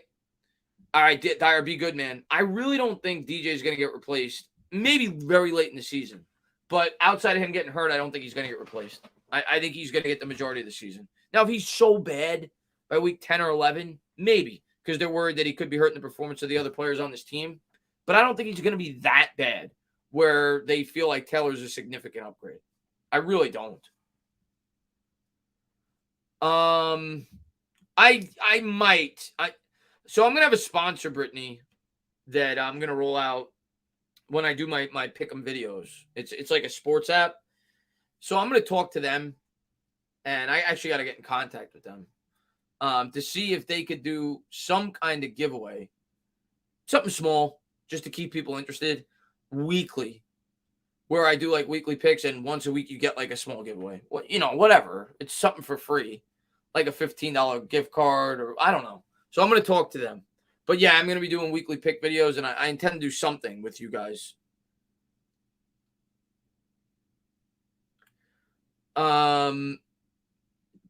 Chris, I'm a classic movie guy. Did you ever see the movie El Cid? No, I did not. I've heard of it, but I've never seen it. No, but one of these days maybe I'll catch it. But yeah, King Blue, man, what's going on, man? Hey, Entertainer, what do you think about a movie about the first NFL African-American player, Fritz Pollard? Yeah, I mean, it definitely could be. I mean, I don't know his story. I don't know enough about him, right? Like, Jackie Robinson obviously was a very interesting story. So it made for a very enticing movie. But if there's an interesting story there, which there probably is, it could probably make for a great movie. I don't know enough about him, though, to be honest with you. I don't know anything about him. That was only a 1-year thing, Baruka, that sponsored. The sponsor I'm going to have this year is more appropriate for the channel in the sense that it's sports oriented. No, it's not Underdog. I forgot the name of it off the top of my head, but I have the memorabilia and everything. I'm going to start promoting them probably about 2 weeks. Just on my daily pick videos in my live streams. That's the deal. So I don't want to like jam it down your guys' throats, but I forgot the name of it.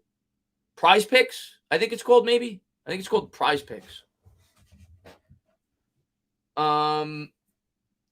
One of the most underrated movies of all time, Zombieland. I love Zombieland. Zombieland's great. How could you not love Bill Murray in that movie? Bill Murray's a star. I'm Bill Murray. Bill Murray's like probably my favorite comedic actor of all time, but I'm going to go to the Bears game, Gennaro. I'm going to the Bears. Oh, there you go. I'm going to the Bears game, and I plan on meeting up with Justin in the parking lot. So, yeah, Prize Picks. That's the name of it. Yep, that's it. Prize Picks. It's basically like a prop bets app.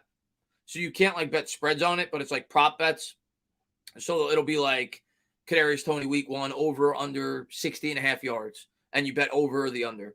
So that's what it is. So yeah, that's my sponsor for the channel. What's going on, DQ man? Thanks for popping in, buddy. Oh, you got your tickets to the Bears game? That's awesome, man. I looking forward to meeting you, man. It was just a 1-year thing, the law firm. He didn't re-up the sponsorship. So he tried it out for a year, and then, so these guys reached out to me this year. Did I see it? No, JR, I didn't. I did not watch it. I know. I'm not going to address it. I know people love drama and stuff. I'm not going to even address it. I heard what he said, some of the bits of what he said, because it's inevitable. I'm going to hear it because people message me on Twitter through private messages. They have questions. So I heard the general sentiment of the video, but no, I did not watch the video. No matter how much Fisk may want to think that I did not. I did not give him the satisfaction. I did not watch the video. I have no interest in watching the video. I have no interest in going back at him.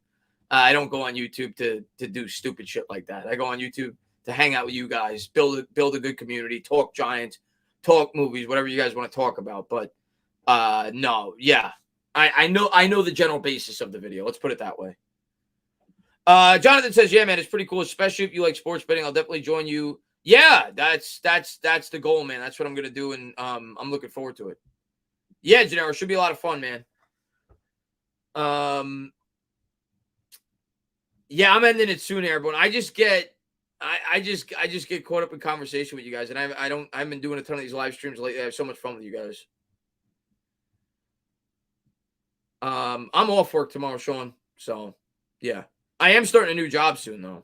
I don't know what the official start date is. I got a job with the government, so I'm not going after any of you guys. Don't worry, I'm not gonna. But yeah, I got a new job with the government. I'm supposed to start either August 29th or September 12th. So I'm not sure which day, but it's going to be Monday to Friday. Yeah, thanks, Dave, man. I appreciate it, buddy. I'm just waiting on like the final background check. But they gave me like a tentative offer. Now it's just a matter of getting the final offer. Yeah, thanks, Jay-Z, man. I appreciate it, man. Yeah, Nona. You fell asleep. What did you miss? We're just hanging out, man. We're like we always do. We're having fun.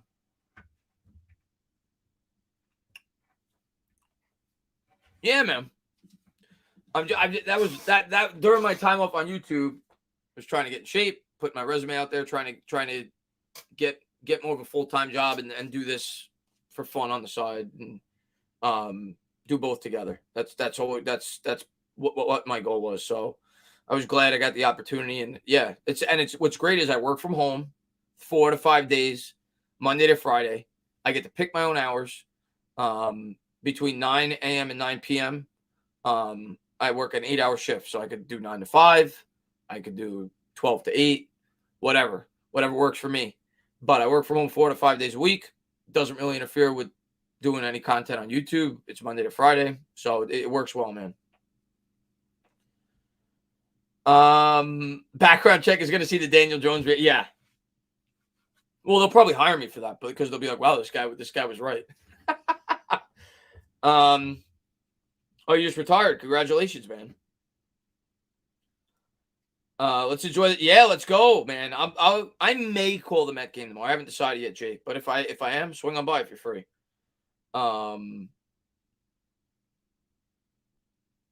What's going on, Jared? I'm gonna close this out. But I appreciate you for popping in, man. We got you guys tomorrow. Well, today, actually. I hope they don't review anything in this street. Nah, man.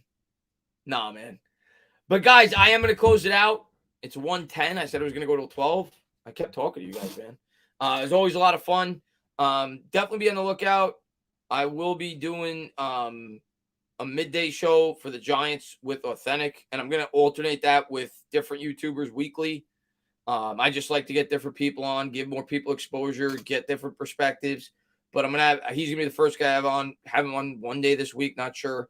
For a midday, I'll probably do the Met game tomorrow. If not, I will do it the day after.